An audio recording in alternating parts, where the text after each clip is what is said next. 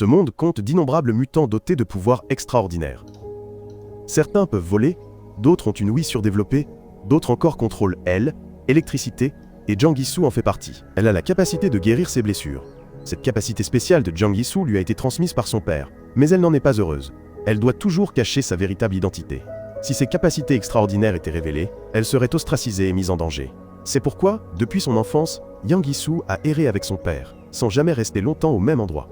Le père de Jang Gi-soo a exercé toutes sortes de métiers pour gagner de l'argent et subvenir à ses besoins.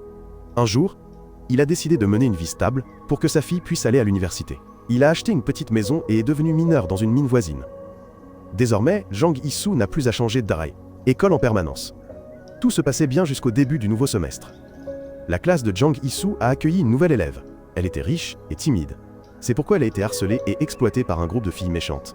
Toute la classe était au courant, mais personne n'a dit un mot, car personne ne voulait que cela affecte les examens à venir. Voyant l'injustice, Jang Gi-soo s'est plainte auprès de l'enseignant. Mais cela n'a fait qu'empirer la situation, rendant les harceleurs encore plus arrogants. Le délégué de classe a tenté de les arrêter et a été violemment battu. Jang Gi-soo regrettait amèrement d'avoir impliqué le délégué de classe dans cette affaire.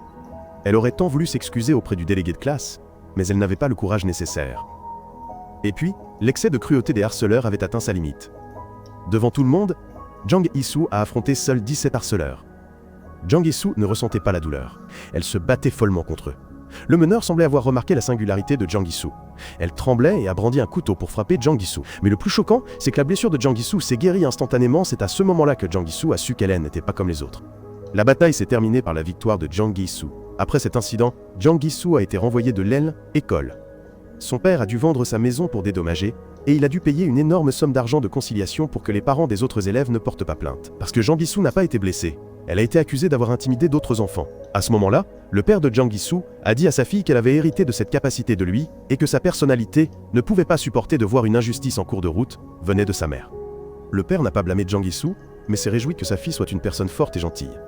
Finalement, ils ont choisi école Jangwon comme nouvelle destination car seule école Jangwon acceptait les élèves ayant des antécédents de violence scolaire.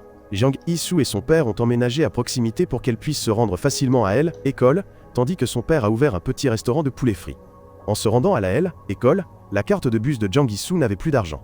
Heureusement, un ami l'a aidé. Ce garçon s'appelait Kim Bong-seok. Il est aussi un mutant de deuxième génération, tout comme Jang Gi-soo.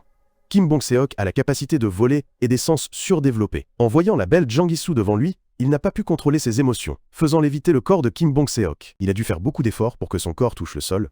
Kim Bong-seok ne peut toujours pas contrôler ses pouvoirs, il ne peut donc porter des poids que pour aller à école chaque jour, ce qui l'empêche de flotter dans les airs. C'est pourquoi Kim Bong-seok ne peut pas courir vite. Il est souvent en retard à école, et est puni en nettoyant les toilettes. Avant que le professeur principal ne présente Jang Gi-soo à la classe, il lui avait déjà orienté son avenir. Parce que Jang Gi-soo a une force physique exceptionnelle, le professeur l'a encouragé à postuler dans une université de sport. Il a également veillé à ce qu'elle soit autorisée à utiliser la salle de sport seule pour s'entraîner. Jang Gi-soo était très reconnaissante envers son professeur principal. Lorsqu'elle a été admise dans une université de sport, elle avait toujours une école où aller, et le père de Jang Gi-soo n'avait pas à s'inquiéter des frais de scolarité. Kim Bong-seok savait que la belle fille du matin était sa camarade de classe assise près de lui, alors il ne pouvait pas se retenir et voulait juste voler. À côté de Kim Bong-seok et Jang Gi-soo, le troisième mutant de la deuxième génération est le chef de classe Lee Kang-hoon. Seul Lee Kang-hoon était au courant de l'existence d'un autre mutant, car lui et Jang Gi-soo avaient des capacités similaires. Lee Kang-hoon souhaitait vivement se lier d'amitié avec elle, puis l'arrivée d'un mystérieux individu a brisé la vie paisible des surnaturels. Le premier sur la liste à être éliminé fut Jin Chan. Était un surnaturel de première génération à la retraite, doté d'une force physique extraordinaire, mais il a fini par être jeté d'un immeuble de grande hauteur et est mort sur le coup. La mère de Kim Bong-seok a ouvert intentionnellement un restaurant de poulet frit loin des zones résidentielles, mais comme la nourriture y était délicieuse, elle avait toujours des clients réguliers. Les revenus de la mère de Kim Bong-seok suffisaient à subvenir à ses besoins, et à ceux de son fils. Le père de Jang Gi-soo se préparait à ouvrir un restaurant de poulet frit. Bien que ce soit une période difficile, il s'efforçait de donner le meilleur à sa fille. Les parents de Lee Kang-hoon possédaient une petite épicerie, et chaque jour, le père attendait à l'extérieur que Lee Kang-hoon rentre de l'école. L'incident de Jin Chan est un avertissement du danger imminent pour la famille des mutants. Les informations sur la mort mystérieuse de Jin Chan ont été supprimées par le Bureau de la planification de la sécurité nationale. Bien que le général de corps d'armée ne sache pas ce qui se passe pour prévenir un incident, il a néanmoins accéléré le programme de reproduction des nouveaux mutants. La vie d'enfance de Kim Bong-seok n'était pas très différente de celle de Jang Gi-soo, mais la vie de sa mère était beaucoup plus misérable. Comme les capacités de Kim Bong-seok étaient très remarquables dès son enfance, sa mère devait toujours le porter sur son dos et le serrer étroitement. Ensuite, la mère de Kim Bong-seok trouva un entrepôt dans un endroit relativement isolé. Un jour, le boucher regarda Kim Bong-seok sur son dos avec sympathie. La mère de Kim Bong-seok pensa qu'elle insultait son fils jusqu'à ce qu'elle voie le fils handicapé du boucher. Ce n'est que, à ce moment-là que la mère de Kim Bong-seok réalisa qu'elle avait mal compris. Se sentant coupable, elle retourna s'excuser auprès du boucher. Le boucher lui conseilla de laisser Kim Bong-seok grandir par lui-même. C'est ainsi que le garçon pourrait mûrir. À partir de ce jour, la mère de Kim Bong-seok commença à lui apprendre ses consignes. Progressivement, elle a compris que ses émotions affectaient les capacités de son fils, alors elle lui souriait moins.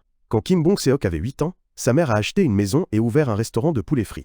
Chaque jour après l'école, Kim Bong-seok rentrait directement à la maison, son seul ami. À ce moment-là, Si était super girafe. Kim Bong-seok, comme les autres enfants de son âge, voulait aussi devenir un héros, et il utilisait ses pouvoirs pour montrer ses talents devant ses amis. Les compliments le rendaient heureux, mais c'est pourquoi un autre enfant a imité Kim Bong-seok. Malheureusement, ce garçon a été gravement blessé, ce qui a entraîné une réprimande de la part de sa mère. Kim Bong-seok était si triste qu'il est monté sur le toit pour pleurer. Malheureusement, il a été emporté par le vent. Heureusement, sa mère l'a retrouvé à temps et a sauvé son fils. Plus tard, elle a eu de profonds regrets. Et depuis lors, Kim Bong-seok n'a plus flotté. À ce moment-là, Kim Bong-seok était triste, parce qu'il n'avait pas vu Jang Gi-soo aujourd'hui, quand il l'a soudainement vu porter un imperméable et courir rapidement dans la rue. Mais finalement, tous deux ont quand même été en retard à l'école. Kim Bong-seok a même été percuté par Jang Gi-soo, se blessant le coude. Par conséquent, le professeur principal a puni les deux, en leur demandant de rester pour nettoyer. Dans une autre tournure des événements, l'homme mystérieux est arrivé dans une librairie d'occasion, et dès qu'il est entré, il a claqué la porte. Bong Pyong sentit que quelque chose n'allait pas, il retourna donc immédiatement la photo de lui et de son fils. Il était un homme électrique, et aussi un mutant de première génération. Mais il manza était pas difficile pour le tueur de neutraliser le pouvoir électrique. Il lui suffisait de couper le disjoncteur. Ensuite, Bong Pa-yong utilisa des piles pour se recharger. Pendant que Bong Pa-yong tirait de l'eau, énergie des piles, l'eau, électricité ailleurs devint soudainement instable. Immédiatement après, les deux hommes s'engagèrent dans un combat. Pendant que l'homme mystérieux se rétablissait, Bong Pyong brûla rapidement la photo de lui et de son fils. Cependant, en plus de sa force physique supérieure, l'homme mystérieux possédait également des capacités de guérison. À ce moment-là, le fils de Bong Pyong ressentit une inquiétude inhabituelle. C'est aussi à ce moment-là que son père quitta ce monde. Malgré son visage brûlé, le mystérieux poursuivant possédait des indices pour retrouver la prochaine génération de Bong Pyong. De retour à l'école, Bogum était toujours en confrontation avec Lee Kang-hoon. Lee Kang-hoon le vit espionner secrètement Jang Gi-soo, alors Lee Kang-hoon le suivit immédiatement. Lee Kang-hoon et Bogum entrèrent dans la forêt derrière l'école. Bogum voulait frapper Lee Kang-hoon, mais finalement, il se brisa une jambe, et évanouit sur place. Bien que Jang Gi-soo et Lee Kang-hoon aient des capacités similaires, leurs compétences diffèrent.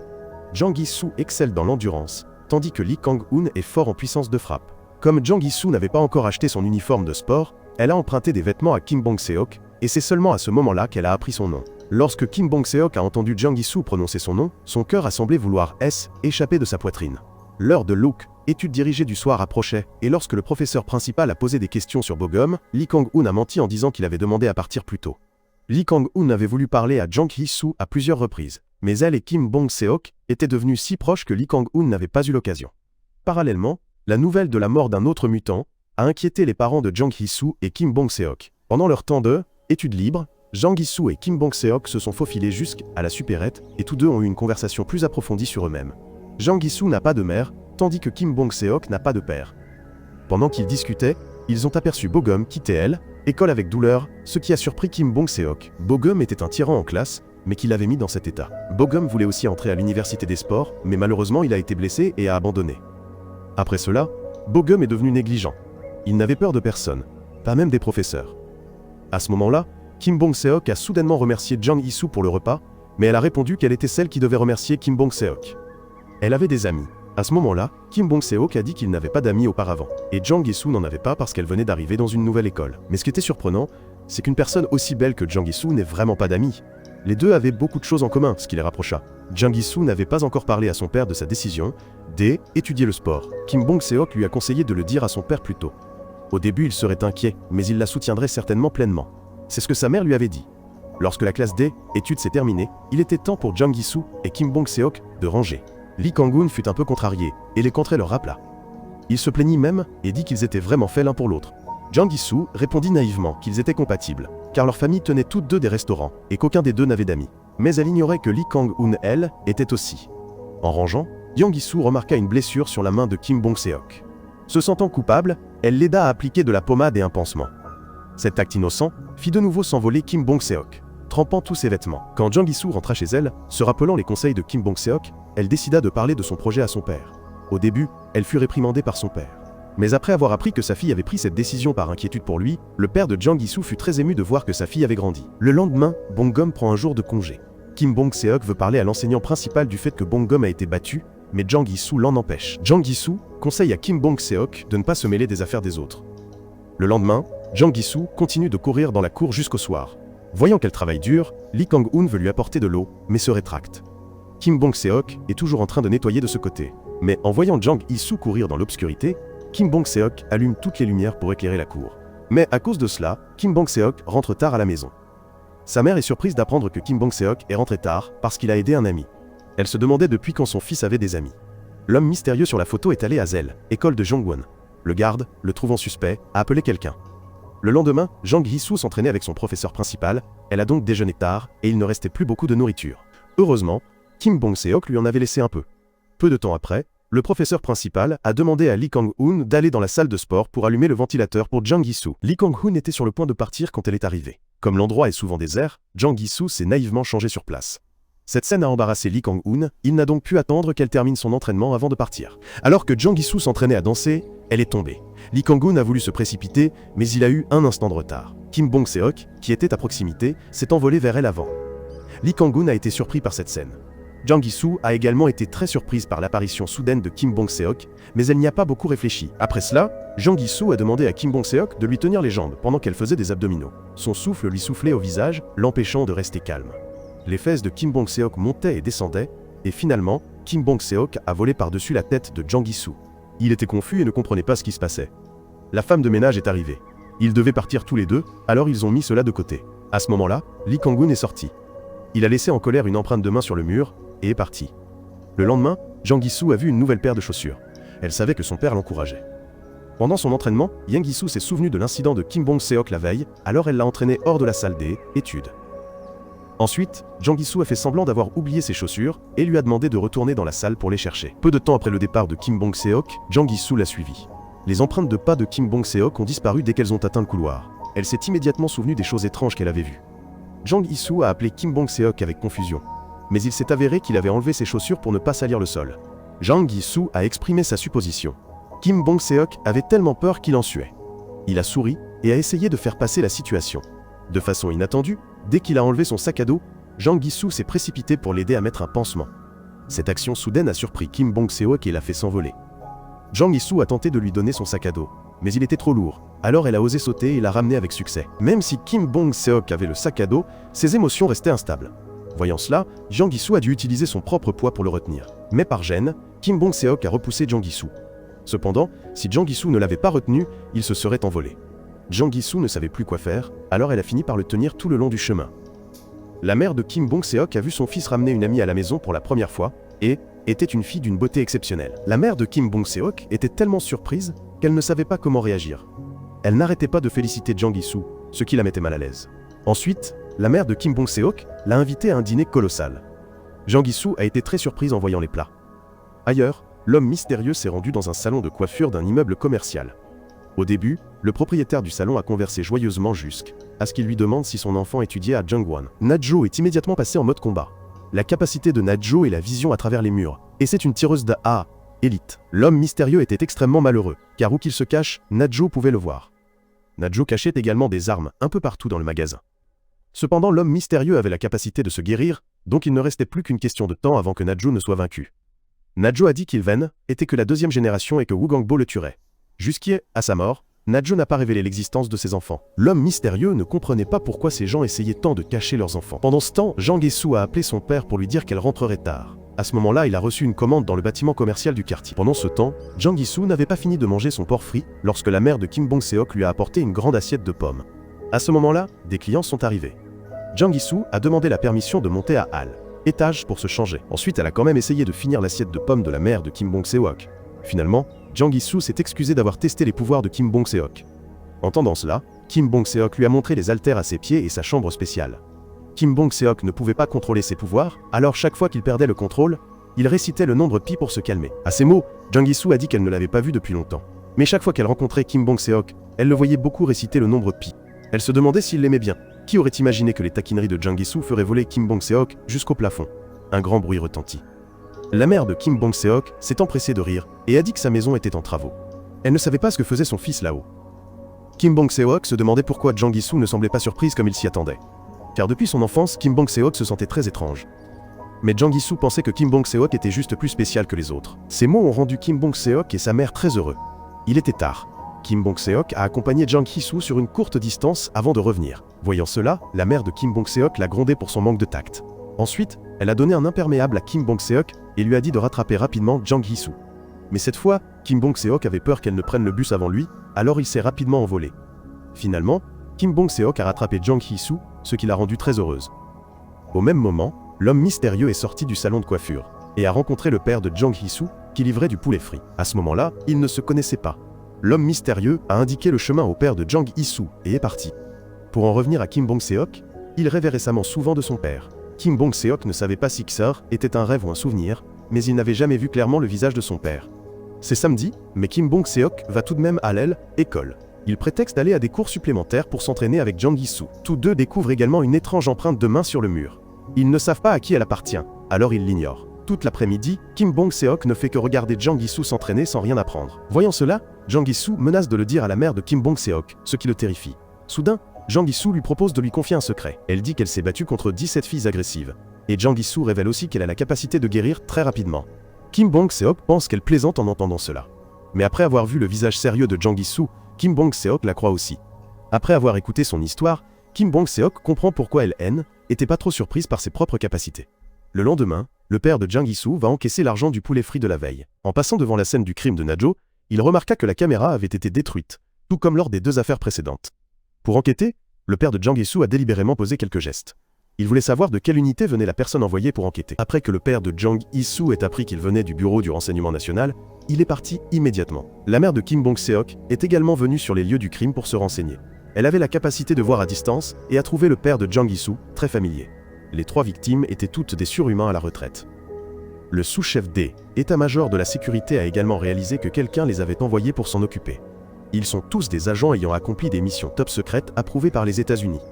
Bien que les agents soient à la retraite, ils existent comme des preuves vivantes, c'est pourquoi ils sont pourchassés et éliminés. Au lieu de les arrêter pour protéger les autres, le sous-chef D, état-major, veut savoir combien de personnes, énigmatique tueur, va éliminer. Le jour des funérailles de Na-jo, énigmatique tueur, est également présent. Il se révèle également sous le nom de Frank. Frank est venu ici dans le but d'éliminer la prochaine génération de Na-jo. Cependant, son propre enfant est décédé il y a longtemps, et les enfants présents aux funérailles sont tous des orphelins qu'elle a adoptés. Ce monde compte d'innombrables mutants dotés de pouvoirs extraordinaires. Certains peuvent voler, d'autres ont une ouïe surdéveloppée, d'autres encore contrôlent l'électricité, et Jang Hee-soo en fait partie. Elle a la capacité de guérir ses blessures. Cette capacité spéciale de Jang Hee-soo lui a été transmise par son père, mais elle n'en est pas heureuse. Elle doit toujours cacher sa véritable identité. Si ses capacités extraordinaires étaient révélées, elle serait ostracisée et mise en danger. C'est pourquoi, depuis son enfance, Jang Hee-soo a erré avec son père, sans jamais rester longtemps au même endroit. Le père de Jang Hee-soo a exercé toutes sortes de métiers pour gagner de l'argent et subvenir à ses besoins. Un jour, il a décidé de mener une vie stable pour que sa fille puisse aller à l'université. Il a acheté une petite maison et est devenu mineur dans une mine voisine. Désormais, Jang Hee-soo n'a plus à changer d'école en permanence. Tout se passait bien jusqu'au début du nouveau semestre. La classe de Jang Hee-soo a accueilli une nouvelle élève. Elle était riche et timide. C'est pourquoi elle a été harcelée et exploitée par un groupe de filles méchantes. Toute la classe était au courant. Mais personne n'a dit un mot, car personne ne voulait que cela affecte les examens à venir. Voyant l'injustice, Jang Hee-soo s'est plaint auprès de l'enseignant. Mais cela n'a fait qu'empirer la situation, rendant les harceleurs encore plus arrogants.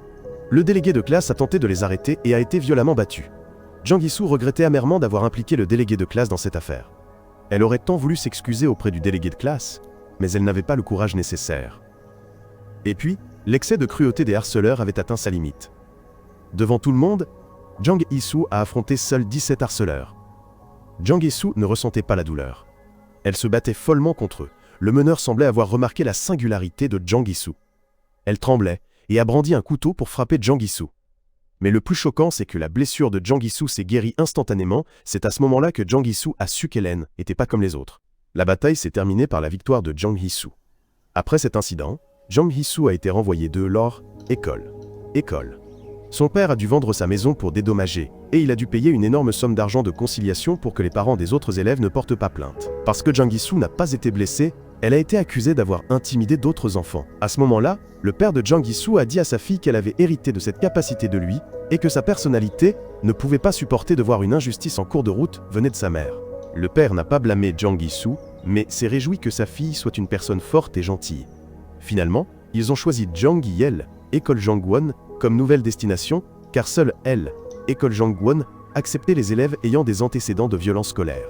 Jang Hee-soo et son père ont emménagé à proximité pour qu'elle puisse se rendre facilement à elle, école, tandis que son père a ouvert un petit restaurant de poulet frit.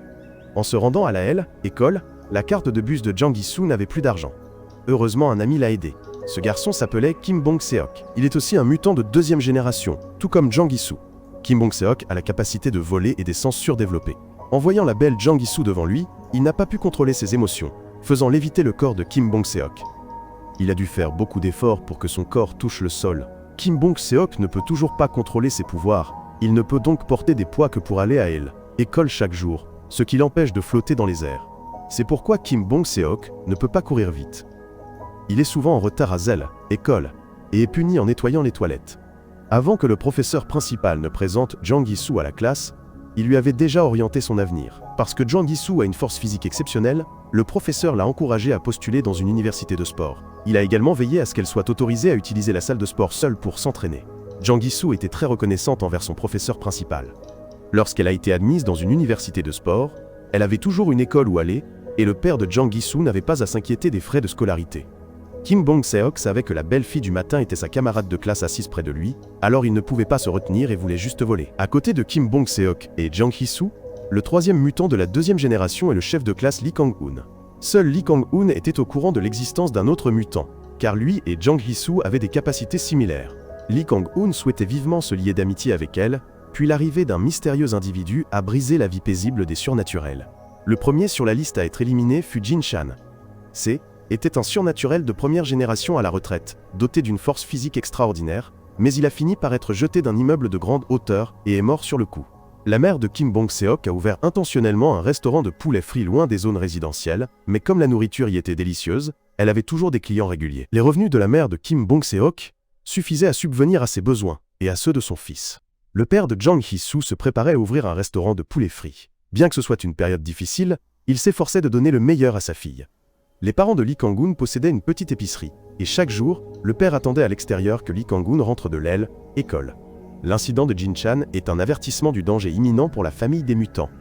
Les informations sur la mort mystérieuse de Jin Chan ont été supprimées par le Bureau de la planification de la sécurité nationale. Bien que le général de corps d'armée ne sache pas ce qui se passe pour prévenir un incident, il a néanmoins accéléré le programme de reproduction des nouveaux mutants. La vie d'enfance de Kim Bong-seok-en était pas très différente de celle de Jang Hee-soo, mais la vie de sa mère était beaucoup plus misérable. Comme les capacités de Kim Bong-seok étaient très remarquables dès son enfance, sa mère devait toujours le porter sur son dos et le serrer étroitement. Ensuite, la mère de Kim Bong-seok trouva un entrepôt dans un endroit relativement isolé. Un jour, le boucher regarda Kim Bong-seok sur son dos avec sympathie. La mère de Kim Bong-seok pensa qu'elle insultait son fils jusqu'à ce qu'elle voie le fils handicapé du boucher. Ce n'est à ce moment-là que la mère de Kim Bong-seok réalisa qu'elle avait mal compris. Se sentant coupable, elle retourna s'excuser auprès du boucher. Le boucher lui conseilla de laisser Kim Bong-seok grandir par lui-même.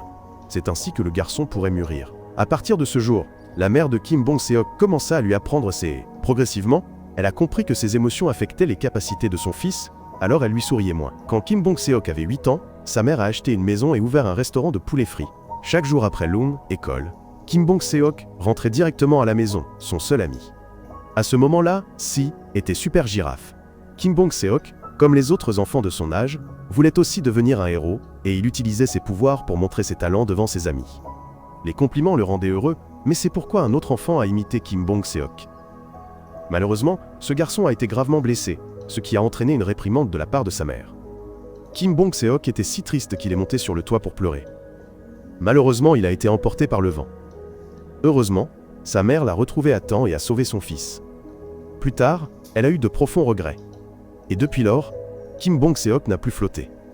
À ce moment-là, Kim Bong-seok était triste parce qu'il n'avait pas vu Jang Hae-tu aujourd'hui, quand il l'a soudainement vu porter un imperméable et courir rapidement dans la rue. Mais finalement, tous deux ont quand même été en retard à l'école. Kim Bong-seok a même été percuté par Jang Gi-soo, se blessant le coude. Par conséquent, le professeur principal a puni les deux en leur demandant de rester pour nettoyer. Dans une autre tournure des événements, l'homme mystérieux est arrivé dans une librairie d'occasion et, dès qu'il est entré, il a claqué la porte. Bong Pyong sentit que quelque chose n'allait pas. Il retourna donc immédiatement la photo de lui et de son fils. Il était un homme électrique et aussi un mutant de première génération. Mais il manza était pas difficile pour le tueur de neutraliser le pouvoir électrique. Il lui suffisait de couper le disjoncteur. Ensuite, Bong Pyong utilisa des piles pour se recharger. Pendant que Bong Pyong tirait de l'aile, énergie des piles, l'électricité ailleurs devint soudainement instable. Immédiatement après, les deux hommes s'engagèrent dans un combat. Pendant que l'homme mystérieux se rétablissait, Bong Pyong brûla rapidement la photo de lui et de son fils. Cependant, en plus de sa force physique supérieure, l'homme mystérieux possédait également des capacités de guérison. À ce moment-là, le fils de Bong Pyong ressentit une inquiétude inhabituelle. C'est aussi à ce moment-là que son père quitta ce monde. Malgré son visage brûlé, le mystérieux poursuivant possédait des indices pour retrouver la prochaine génération de Bong Pyong. De retour à l'école, Bo-gum était toujours en confrontation avec Lee Kang-hoon. Lee Kang-hoon le vit espionner secrètement Jang Gi-soo, alors Lee Kang-hoon le suivit immédiatement. Lee Kang-hoon et Bo-gum entrèrent dans la forêt derrière l'école. Bo-gum voulait frapper Lee Kang-hoon, mais finalement, il se brisa une jambe et évanouit sur place. Bien que Jang Gi-soo et Lee Kang-hoon aient des capacités similaires, leurs compétences diffèrent. Jang Gi-soo excelle dans l'endurance, tandis que Lee Kang-hoon est fort en puissance de frappe. Comme Jang Gi-soo n'avait pas encore acheté son uniforme de sport, elle a emprunté des vêtements à Kim Bong-seok, et c'est seulement à ce moment-là qu'elle a appris son nom. Lorsque Kim Bong-seok a entendu Jang Gi-soo prononcer son nom, son cœur a semblé vouloir échapper de sa poitrine. L'heure de l'étude dirigée du soir approchait, et lorsque le professeur principal a posé des questions sur Bo-gum, Lee Kang-hoon a menti en disant qu'il avait demandé à partir plus tôt. Lee Kang-hoon avait voulu parler à Jang Gi-soo à plusieurs reprises, mais elle et Kim Bong-seok étaient devenus si proches que Lee Kang-hoon n'avait pas eu l'occasion. Parallèlement, la nouvelle de la mort d'un autre mutant a inquiété les parents de Jang Gi-soo et Kim Bong-seok. Pendant leur temps d'études libres, Jang Gi-soo et Kim Bong-seok se sont faufilés jusqu'à la supérette, et tous deux ont eu une conversation plus approfondie sur eux-mêmes. Jang Gi-soo n'a pas de mère, tandis que Kim Bong-seok n'a pas de père. Pendant qu'ils discutaient, ils ont aperçu Bo-gum quitter l'école avec douleur, ce qui a surpris Kim Bong-seok. Bo-gum était un tyran en classe, mais qui l'avait mis dans cet état. Bo-gum voulait aussi entrer à l'université des sports, mais malheureusement il a été blessé et a abandonné. Après cela, Bo-gum est devenu négligent. Il n'avait peur de personne, pas même des professeurs. À ce moment-là, Kim Bong-seok a soudainement remercié Jang Gi-soo pour le repas, mais elle a répondu qu'elle était celle qui devait remercier Kim Bong-seok. Elle avait des amis. À ce moment-là, Kim Bong-seok a dit qu'il n'avait pas d'amis auparavant, et Jang Gi-soo n'en avait pas, parce qu'elle venait d'arriver dans une nouvelle école. Mais ce qui était surprenant, c'est qu'une personne aussi belle que Jang Gi-soo n'ait vraiment pas d'amis. Les deux avaient beaucoup de choses en commun, ce qui les rapprocha. Jang Gi-soo n'avait pas encore parlé à son père de sa décision d'étudier le sport. Kim Bong-seok lui a conseillé de le dire à son père plus tôt. Au début, il serait inquiet, mais il la soutiendrait certainement pleinement. C'est ce que sa mère lui avait dit. Lorsque la classe d'études s'est terminée, il était temps pour Jang Gi-soo et Kim Bong-seok de ranger. Lee Kang-hoon fut un peu contrarié, et les leur rappela. Il se plaignit même et dit qu'ils étaient vraiment faits l'un pour l'autre. Jang Gi-soo répondit naïvement qu'ils étaient compatibles, car leurs familles tenaient toutes deux des restaurants, et qu'aucun des deux n'avait d'amis. Mais elle ignorait que Lee Kang-hoon était aussi. En rangeant, Jang Gi-soo remarqua une blessure sur la main de Kim Bong-seok. Se sentant coupable, elle l'aida à appliquer de la pommade et un pansement. Cet acte innocent fit de nouveau s'envoler Kim Bong-seok, trempant tous ses vêtements. Quand Jang Gi-soo rentra chez elle se rappelant les conseils de Kim Bong-seok, elle décida de parler de son projet à son père. Au début, elle fut réprimandée par son père. Mais après avoir appris que sa fille avait pris cette décision par inquiétude pour lui, le père de Jang Gi-soo fut très ému de voir que sa fille avait grandi. Le lendemain, Bo-gum prend un jour de congé. Kim Bong-seok veut parler à l'enseignant principal du fait que Bo-gum a été battu, mais Jang Gi-soo l'en empêche. Jang Gi-soo conseille à Kim Bong-seok de ne pas se mêler des affaires des autres. Le lendemain, Jang Gi-soo continue de courir dans la cour jusqu'au soir. Voyant qu'elle travaille dur, Lee Kang-hoon veut lui apporter de l'eau, mais se rétracte. Kim Bong-seok est toujours en train de nettoyer de ce côté. Mais en voyant Jang Gi-soo courir dans l'obscurité, Kim Bong-seok allume toutes les lumières pour éclairer la cour. Mais à cause de cela, Kim Bong-seok rentre tard à la maison. Sa mère est surprise d'apprendre que Kim Bong-seok est rentré tard parce qu'il a aidé un ami. Elle se demandait depuis quand son fils avait des amis. L'homme mystérieux sur la photo est allé à Alve, école de Yongwon. Le garde, le trouvant suspect, a appelé quelqu'un. Le lendemain, Jang Hee-soo s'entraînait avec son professeur principal. Elle a donc déjeuné tard, et il ne restait plus beaucoup de nourriture. Heureusement, Kim Bong-seok lui en avait laissé un peu. Peu de temps après, le professeur principal a demandé à Lee Kang-hoon d'aller dans la salle de sport pour allumer le ventilateur pour Jang Hee-soo. Lee Kang-hoon était sur le point de partir quand elle est arrivée. Comme l'endroit est souvent désert, Jang Hee-soo s'est naïvement changé sur place. Cette scène a embarrassé Lee Kang-hoon, il n'a donc pu attendre qu'elle termine son entraînement avant de partir. Alors que Jang Hee-soo s'entraînait à danser, elle est tombée. Lee Kang-hoon a voulu se précipiter, mais il a eu un instant de retard. Kim Bong-seok, qui était à proximité, s'est envolé vers elle avant. Lee Kang-hoon a été surpris par cette scène. Jang Hee-soo a également été très surprise par l'apparition soudaine de Kim Bong-seok, mais elle n'y a pas beaucoup réfléchi. Après cela, Jang Hee-soo a demandé à Kim Bong-seok de lui tenir les jambes pendant qu'elle faisait des abdominaux. Son souffle lui soufflait au visage, l'empêchant de rester calme. Les fesses de Kim Bong-seok montaient et descendaient, et finalement, Kim Bong-seok a volé par-dessus la tête de Jang Hee-soo. Il était confus et ne comprenait pas ce qui se passait. La femme de ménage est arrivée. Ils devaient partir tous les deux, alors ils ont mis cela de côté. À ce moment-là, Lee Kang-hoon est sorti. Il a laissé en colère une empreinte de main sur le mur et est parti. Le lendemain, Jang Hee-soo a vu une nouvelle paire de chaussures. Elle savait que son père l'encourageait. Pendant son entraînement, Yang Hee-soo s'est souvenu de l'incident de Kim Bong-seok la veille, alors elle l'a entraîné hors de la salle des études. Ensuite, Jang Hee-soo a fait semblant d'avoir oublié ses chaussures et lui a demandé de retourner dans la salle pour les chercher. Peu de temps après le départ de Kim Bong-seok, Jang Hee-soo l'a suivi. Les empreintes de pas de Kim Bong-seok ont disparu dès qu'elles ont atteint le couloir. Elle s'est immédiatement souvenue des choses étranges qu'elle avait vues. Jang Hee-soo a appelé Kim Bong-seok avec confusion, mais il s'est avéré qu'il avait enlevé ses chaussures pour ne pas salir le sol. Jang Hee-soo a exprimé sa supposition. Kim Bong-seok avait tellement peur qu'il en suait. Il a souri et a essayé de faire passer la situation. De façon inattendue, dès qu'il a enlevé son sac à dos, Jang Hee-soo s'est précipité pour l'aider à mettre un pansement. Cette action soudaine a surpris Kim Bong-seok et l'a fait s'envoler. Yang Zer-ki-soo a tenté de lui donner son sac à dos, mais il était trop lourd, alors elle a osé sauter et l'a ramené avec succès. Même si Kim Bong-seok avait le sac à dos, ses émotions restaient instables. Voyant cela, Jang Hee-soo a dû utiliser son propre poids pour le retenir. Mais, par gêne, Kim Bong-seok a repoussé Jang Hee-soo. Cependant, si Jang Hee-soo ne l'avait pas retenu, il se serait envolé. Jang Hee-soo ne savait plus quoi faire, alors elle a fini par le tenir tout le long du chemin. La mère de Kim Bong-seok a vu son fils ramener une amie à la maison pour la première fois, et était une fille d'une beauté exceptionnelle. La mère de Kim Bong-seok était tellement surprise qu'elle ne savait pas comment réagir. Elle n'arrêtait pas de féliciter Jang Hee-soo, ce qui la mettait mal à l'aise. Ensuite, la mère de Kim Bong-seok l'a invité à un dîner colossal. Jang Hee-soo a été très surprise en voyant les plats. Ailleurs, l'homme mystérieux s'est rendu dans un salon de coiffure d'un immeuble commercial. Au début, le propriétaire du salon a conversé joyeusement jusqu'à ce qu'il lui demande si son enfant étudiait à Yongwon. Najo est immédiatement passé en mode combat. La capacité de Najo est la vision à travers les murs, et c'est une tireuse de élite. L'homme mystérieux était extrêmement malheureux, car où qu'il se cache, Najo pouvait le voir. Najo cachait également des armes un peu partout dans le magasin. Cependant, l'homme mystérieux avait la capacité de se guérir, donc il ne restait plus qu'une question de temps avant que Najo ne soit vaincu. Nanjo a dit qu'Ilmen était que la deuxième génération et que Wu Gangbo le tuerait. Jusqu'à sa mort, Nanjo n'a pas révélé l'existence de ses enfants. L'homme mystérieux ne comprenait pas pourquoi ces gens essayaient tant de cacher leurs enfants. Pendant ce temps, Jang Hee-soo a appelé son père pour lui dire qu'elle rentrerait tard. À ce moment-là, il a reçu une commande dans le bâtiment commercial du quartier. Pendant ce temps, Jang Hee-soo n'avait pas fini de manger son porc frit lorsque la mère de Kim Bong-seok lui a apporté une grande assiette de pommes. À ce moment-là, des clients sont arrivés. Jang Hee-soo a demandé la permission de monter à l'aile étage pour se changer. Ensuite, elle a quand même essayé de finir l'assiette de pommes de la mère de Kim Bong-seok. Finalement, Jang Hee-soo s'est excusé d'avoir testé les pouvoirs de Kim Bong-seok. Entendant cela, Kim Bong-seok lui a montré les haltères à ses pieds et sa chambre spéciale. Kim Bong-seok ne pouvait pas contrôler ses pouvoirs, alors chaque fois qu'il perdait le contrôle, il récitait le nombre pi pour se calmer. À ces mots, Jang Hee-soo a dit qu'elle ne l'avait pas vu depuis longtemps. Mais chaque fois qu'elle rencontrait Kim Bong-seok, elle le voyait beaucoup réciter le nombre pi. Elle se demandait s'il l'aimait bien.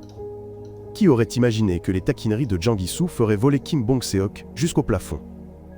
Un grand bruit retentit.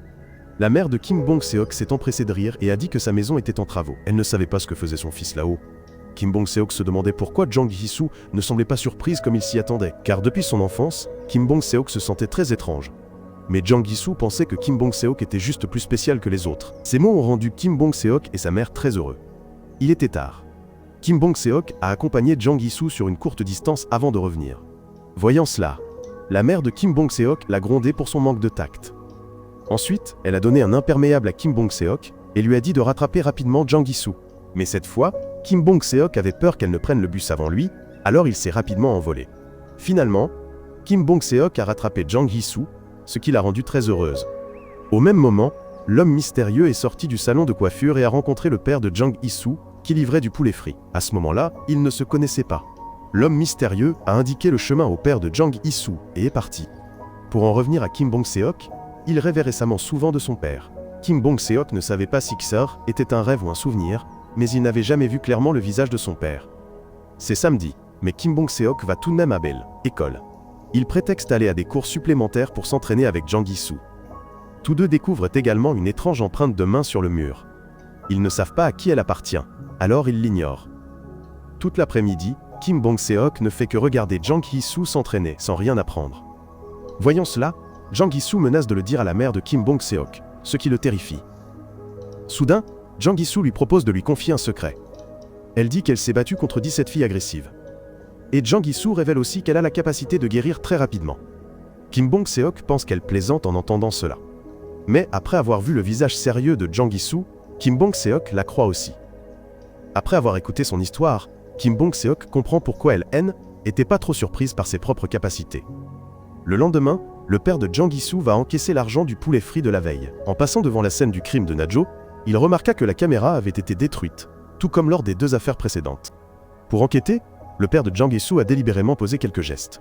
Il voulait savoir de quelle unité venait la personne envoyée pour enquêter. Après que le père de Jang Gi-soo ait appris qu'il venait du bureau du renseignement national, il est parti immédiatement. La mère de Kim Bong-seok est également venue sur les lieux du crime pour se renseigner.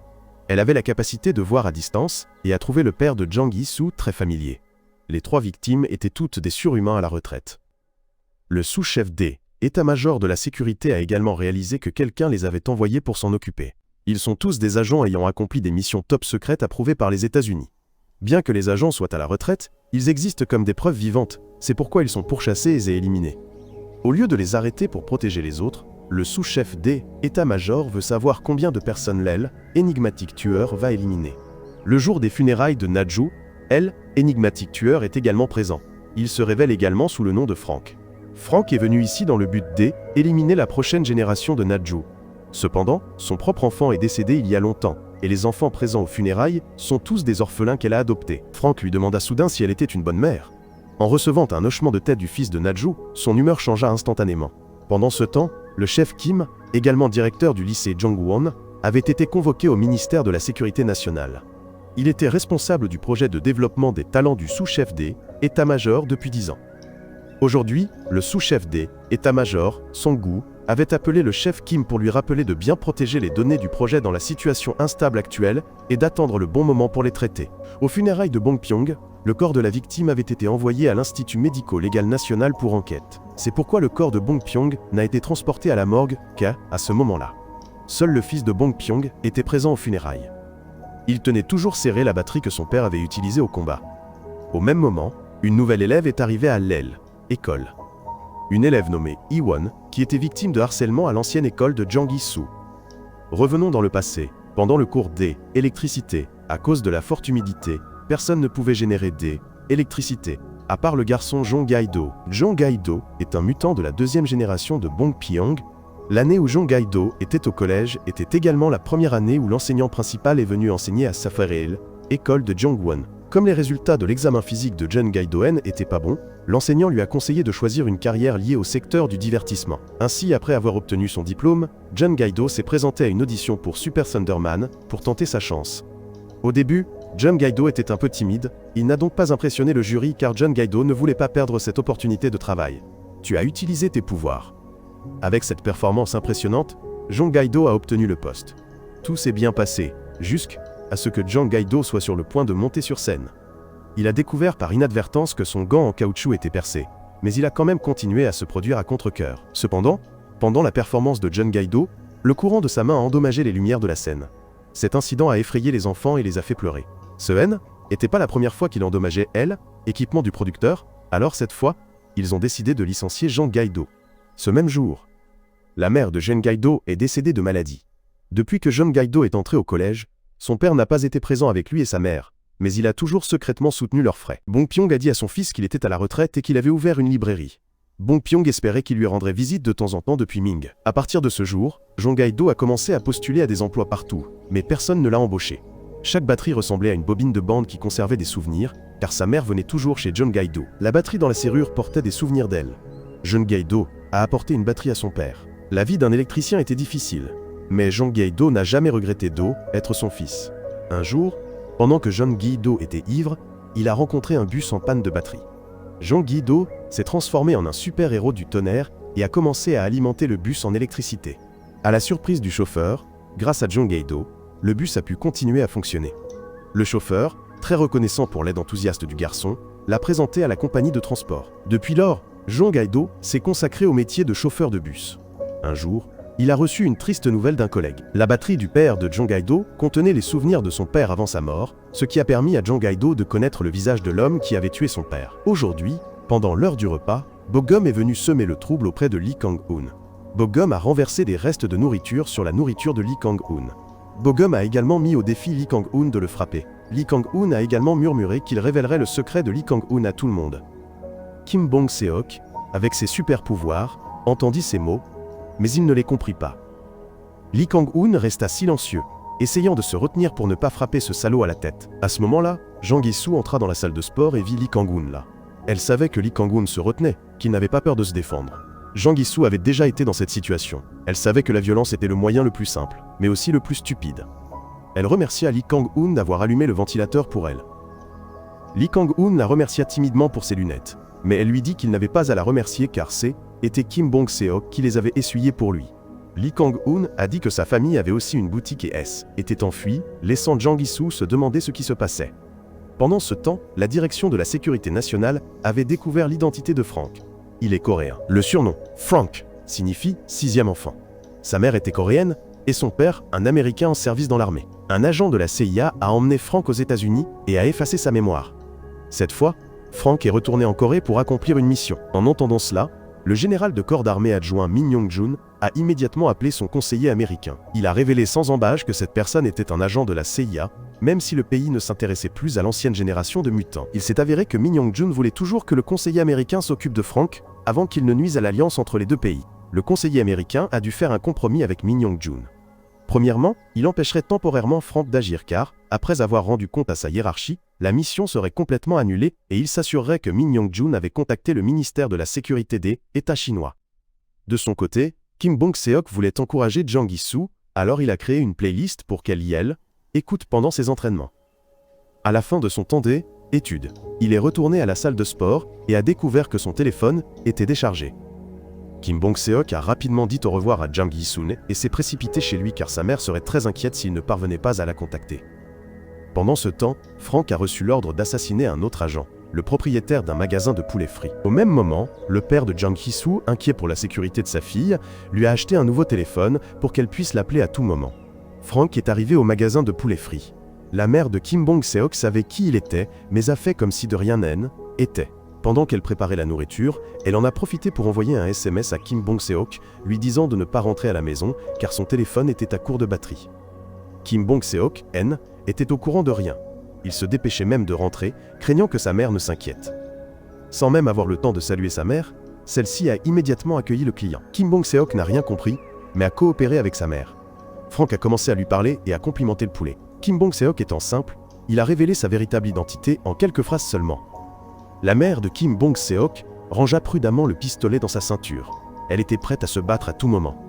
Pendant ce temps, Min Yong-jun mettait la pression sur le conseiller américain. Min Yong-jun le forçait à reporter la mission de Frank. Frank ne voulait simplement rien avoir à faire avec ces deux-là. Le conseiller américain demanda si la Corée du Sud élevait la prochaine génération de mutants. Mais Min Yong-jun ne répondit pas et demanda si les États-Unis le faisaient. Ils étaient même impatients de vendre ces mutants.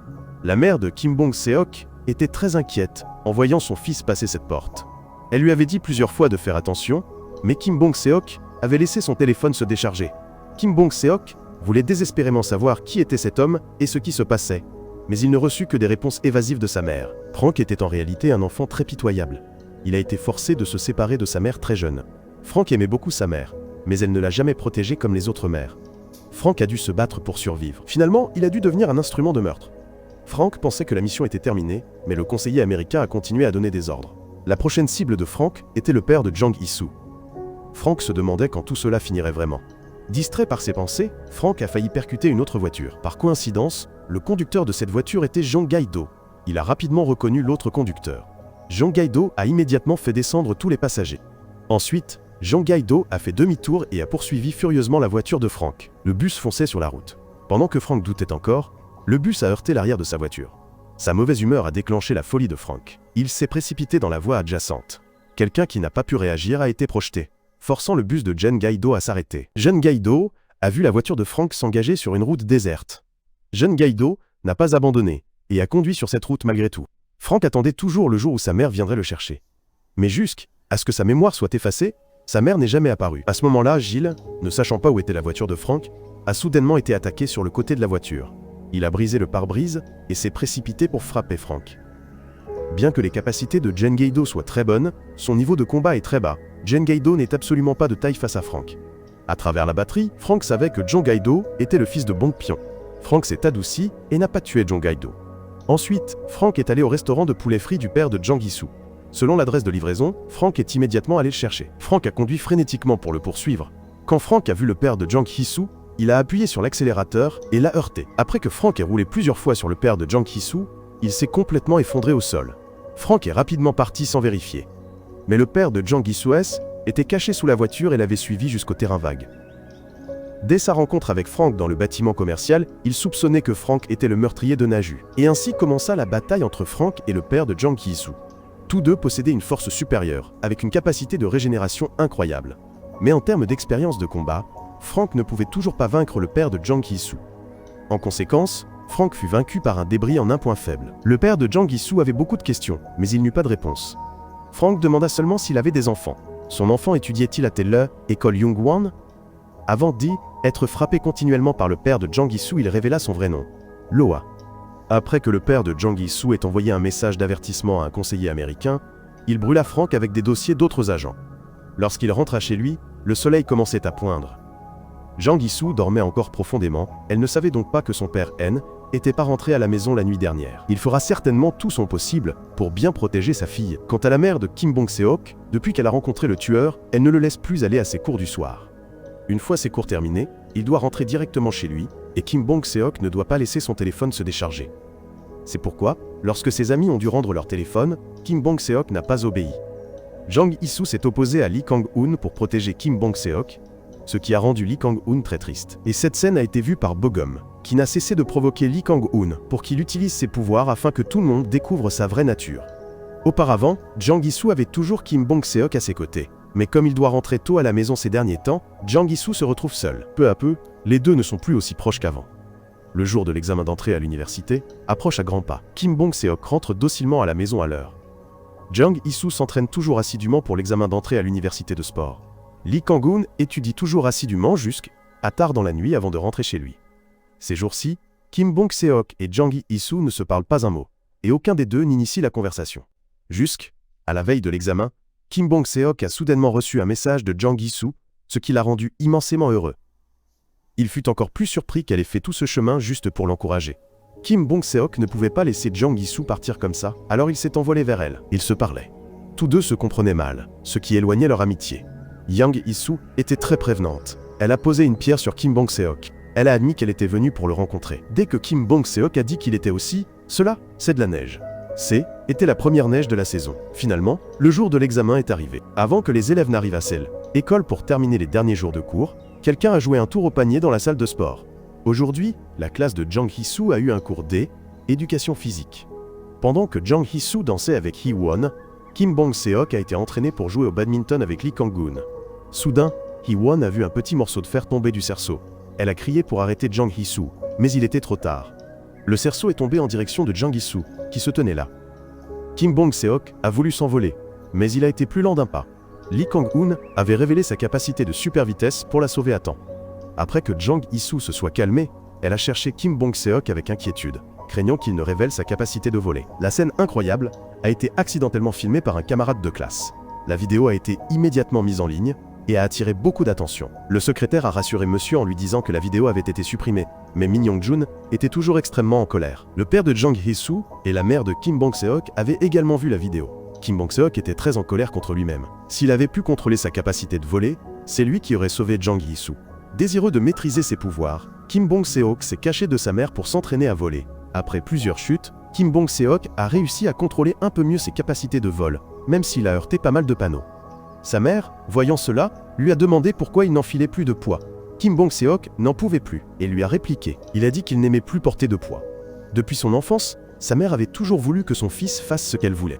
Par conséquent, en grandissant, il est devenu une personne passive et manquant de confiance en soi.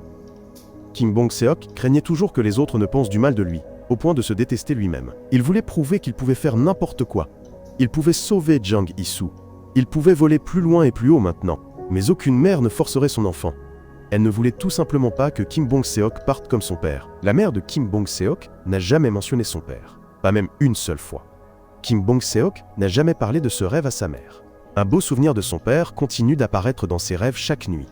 Pendant ce temps, l'affaire de Lee Kang-hoon a franchi les frontières et est parvenue en Corée du Nord. Ils ont immédiatement envoyé des gens pour enquêter. Retour en 1987, sur l'océan Indien, un garçon dans un avion a vu quelqu'un voler dans le ciel. Cette personne a discrètement approché le cockpit de cet avion. Il a essayé de dire au capitaine que l'avion avait une bombe. Il devait atterrir en urgence. Mais à ce moment-là, le capitaine et le copilote l'ont pris pour un terroriste. Ils ont même viré le gouvernail en le voyant armé. À ce moment-là, la bombe n'avait plus que quelques secondes. Finalement, le garçon et tous les passagers du vol ont connu une fin tragique. En 1994, au bureau de la planification de la sécurité nationale, la mère de Kim Bong-seok, Lee Mi-yoon, 24 ans. Elle était la plus jeune de l'histoire de l'agence de sécurité nationale. Elle avait un talent exceptionnel pour le tir et des réflexes incroyables, ainsi que des sens supérieurs. Une blessure lors d'une mission a fait perdre la vue à Lee Mi-yoon. Lee Mi-yoon travaille actuellement au bureau de gestion de l'information. Il y avait un agent d'élite nommé Kim Do-sik, également connu sous le nom de Moon-sang, qui allait recevoir une mission ultra secrète spéciale. Avant de laisser Kim Do-sik l'accepter, Min Young-jun voulait que Lee Mi-yoon approche Kim Do-sik de la manière la plus intime possible, afin qu'elle puisse analyser et évaluer son état mental. Min Young-jun voulait s'assurer que Kim Do-sik était capable de mener à bien sa mission. Min Young-jun l'a choisi pour son beau visage, et il a également donné à Lee Mi-yoon une autre chance de devenir agent. La première fois que Lee Mi-yoon a rencontré Kim Do-sik dans l'ascenseur, elle savait que cet homme ne serait pas facile à approcher. Min Young-jun était très encourageant. Il a augmenté la charge de travail, afin d'accroître la fréquence des visites de Kim Do-sik au quartier général.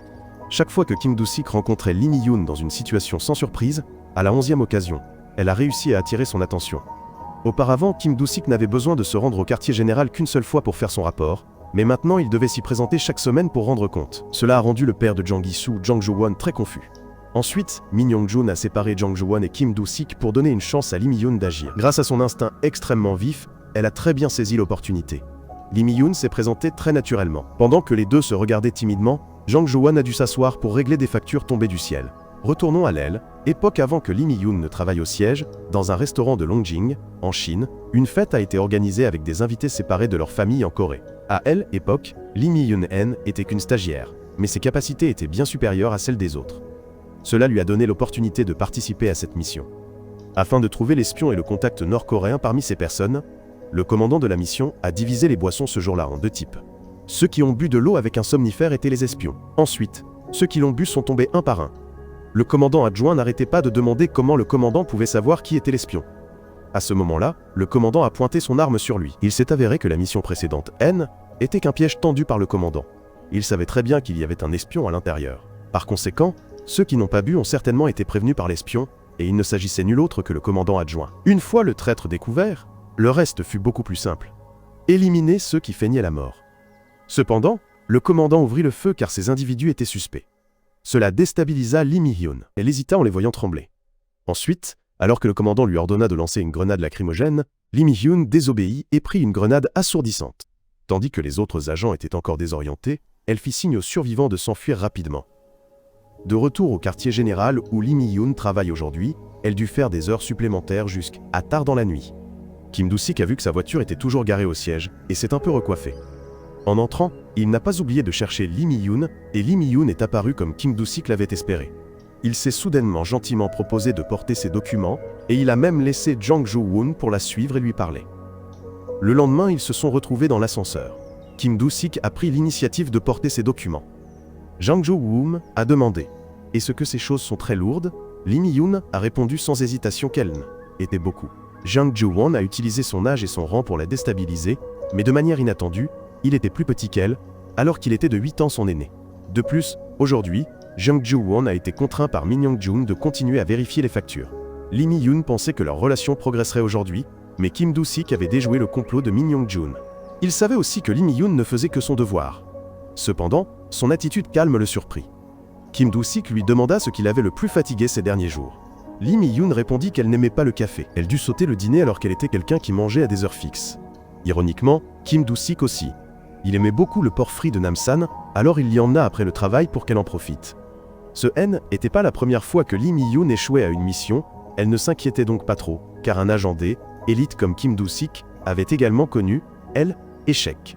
Ils se promenèrent sous la pluie de fleurs de cerisier, ce qui semblait très romantique. Lee Mi-yoon pensait que la mission avait échoué, mais ce n'était peut-être pas le cas. Ainsi, Kim Do-sik, qui n'aimait pas le café, commença à l'adorer. Lee Mi-yoon le taquina en lui demandant s'il avait baissé sa garde parce qu'elle était jolie lorsqu'elle avait délibérément cherché à le rencontrer. À la surprise générale, Kim Do-sik avoue qu'elle est belle et qu'il l'aime bien. L'atmosphère devient soudainement extrêmement gênante. Kim Do-sik a en fait participé à Gom, élimination de l'espion nord-coréen par Lee Mi-yoon. Kim Do-sik avait pour mission d'éliminer des cibles de l'extérieur, mais il a échoué simplement en voyant Lee Mi-yoon pleurer. Aujourd'hui, Min Young-jun appelle Lee Mi-yoon pour s'enquérir de l'avancement de la mission. Elle se souvient de ce que Kim Do-sik lui a dit la veille. Il lui a dit de continuer la mission, car était le seul moyen pour lui de continuer à la voir. Ensuite, Lee Mi-yoon signale que la mission progresse toujours bien. Min Young-jun lui rappelle l'erreur de la mission précédente. Il promet de promouvoir Lee Mi-yoon si elle réussit cette fois-ci. Avant de rencontrer Kim Do-sik, elle pensait que cet homme était très froid et inaccessible.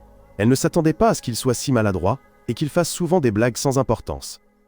Les deux dînaient souvent au restaurant Namsan Fried Pork. Les petites conversations les rapprochaient de plus en plus. Kim Do-sik dit qu'il était une personne calme et ennuyeuse, et qu'il était devenu idiot et timide uniquement parce que l'autre personne était Lee Mi-yoon. Bien qu'il ait dit qu'il était sérieux à telle époque, elle n'y croyait pas beaucoup. Min Young-jun a interrogé Lee Mi-yoon sur le secret de Kim Do-sik.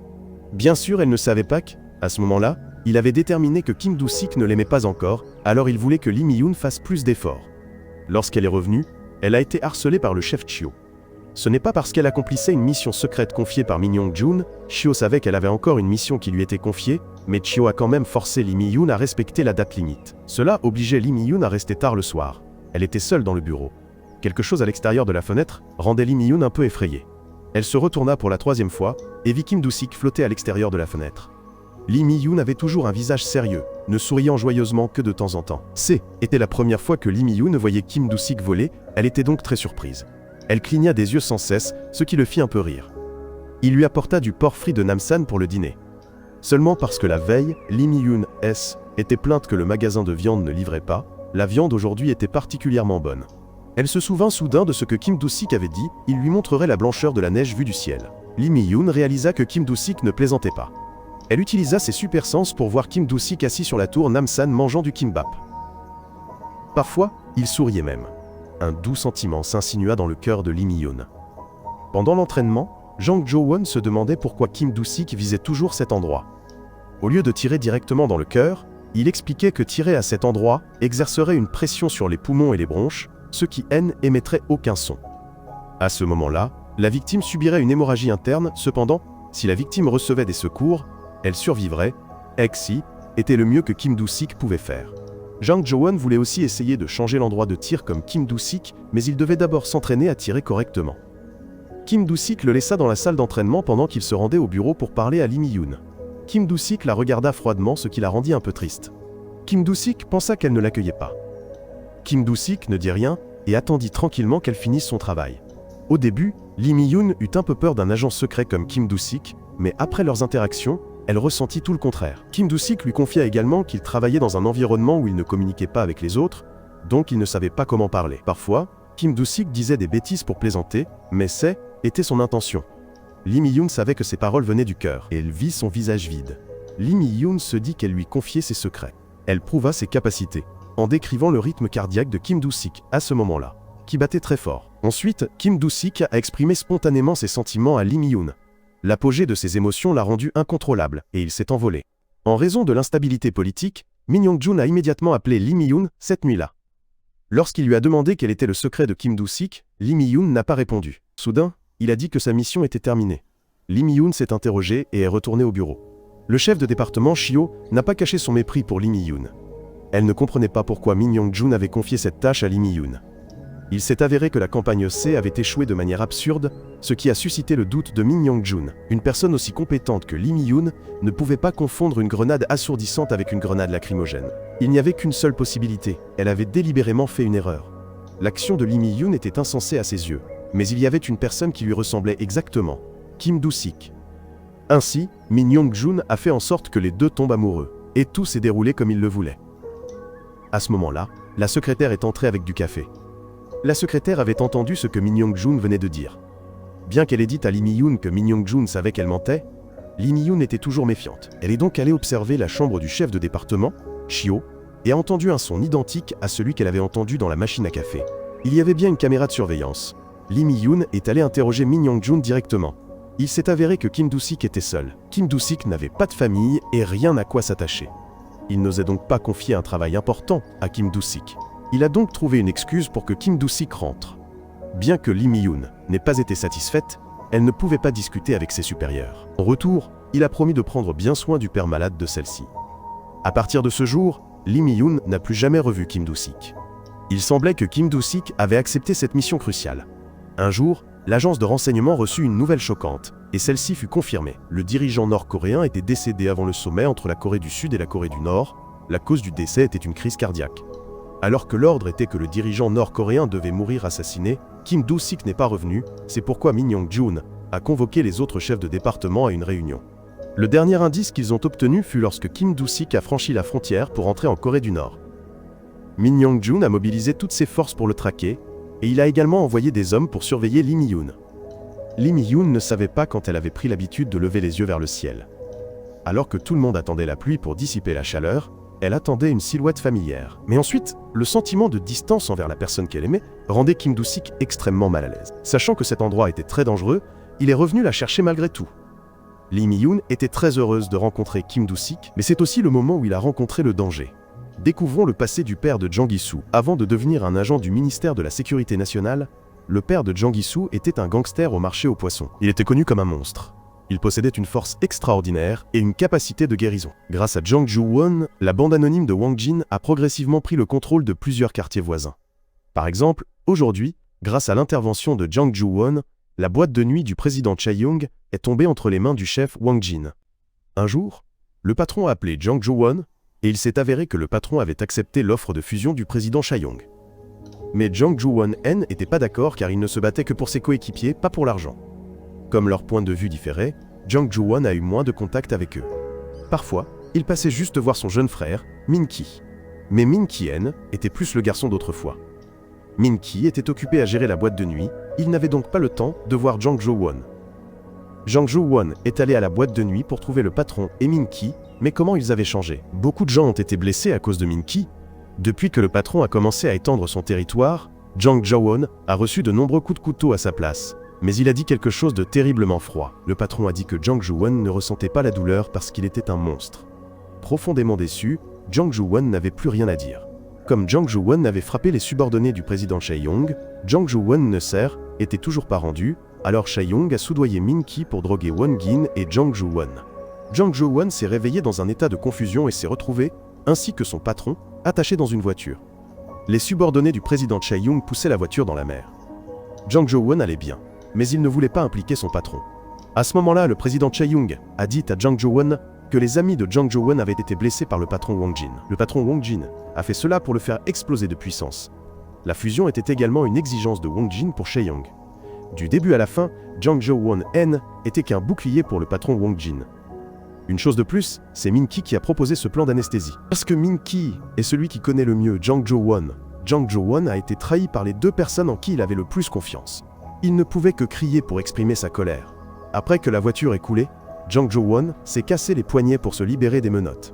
Bien que Jang Joo-won ait hésité un peu, il a quand même décidé de ne pas sauver son patron, Wang Jin. Après cela, Jang Joo-won a arrêté d'être un gangster et a gagné de l'argent en faisant du chantage. Chaque fois que Jang Jo-won devait payer son loyer, il se jetait dans la rue pour demander une compensation. La première fois que Jang Jo-won a rencontré la fille qui lui plaisait, était dans la pension où il vivait. À ce moment-là, Jang Jo-won était juste assez impressionné par son visage froid. À part sortir pour faire du chantage, Jang Jo-won quittait rarement la maison.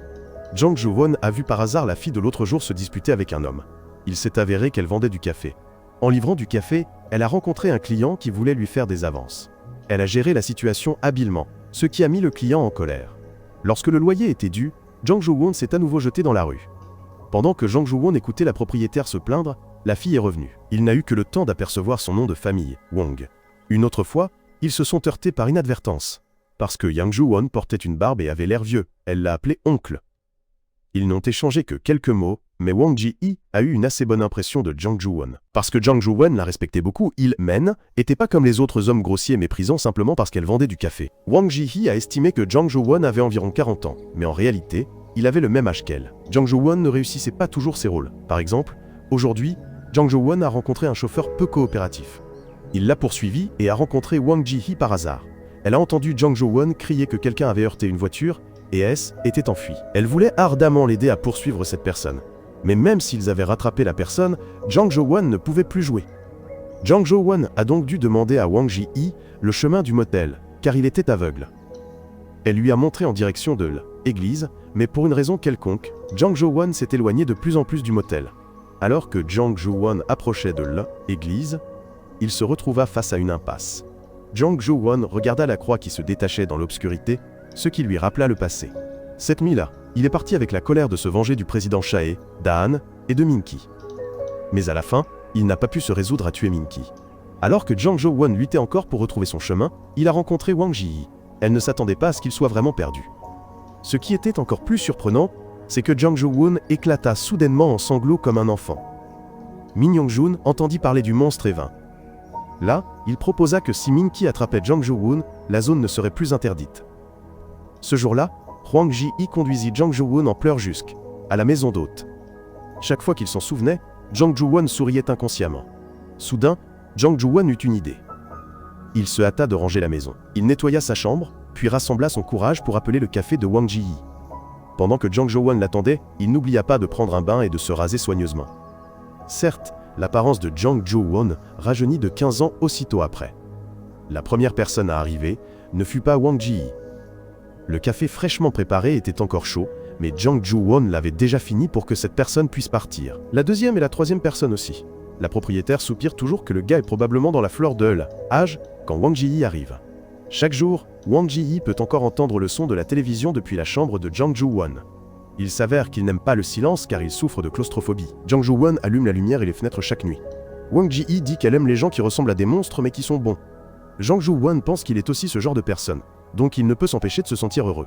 Après que les deux aient fini leur café, Wang Ji-hee s'apprêtait à partir quand Jang Jo-won a proposé de lui payer une nuit. Wang Ji-hee pense qu'il veut être intime, mais Jang Jo-won dit qu'il veut juste parler. Elle pense qu'il est fou alors elle n'est pas d'accord, prend juste l'argent du café et s'en va. Au début, elle détestait le genre de naïf comme Jang Jo-won.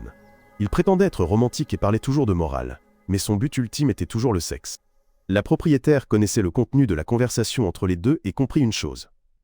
Selon elle, Jang Jo-won était naïf à cause de Wang Ji-hee, pas à cause de son travail. Les livreurs de café avant elle quittaient la chambre de Jang Jo-won très rapidement, donc Jang Jo-won était vraiment romantique. À partir de ce jour, chaque fois que le numéro de la chambre de Jang Jo-won appelait, la propriétaire laissait Wang Ji-hee livrer la commande. Jang Jo-won, craignant qu'elle n'ait froid, ferma soigneusement la fenêtre. Ils prirent du café et discutèrent. Parfois, ils lisaient des romans ensemble. Aujourd'hui, alors que Jang Jo-won sortait pour emprunter d'autres romans à lire, il entendit accidentellement Wang Ji-hee crier. Le harceleur de Wang Ji-hee était l'homme qui avait essayé de lui faire des avances l'autre jour, mais avait échoué. Aujourd'hui, il avait demandé à ses amis d'attirer Wang Ji-hee afin de se venger. Wang Ji-hee résista férocement. Soudain, le mur à côté de lui vibra, comme s'il y avait quelqu'un en train de percer le mur. La glace sur le mur tomba, révélant une ouverture assez grande pour que Wang Ji-hee puisse voir le visage furieux de Jang Jo-won.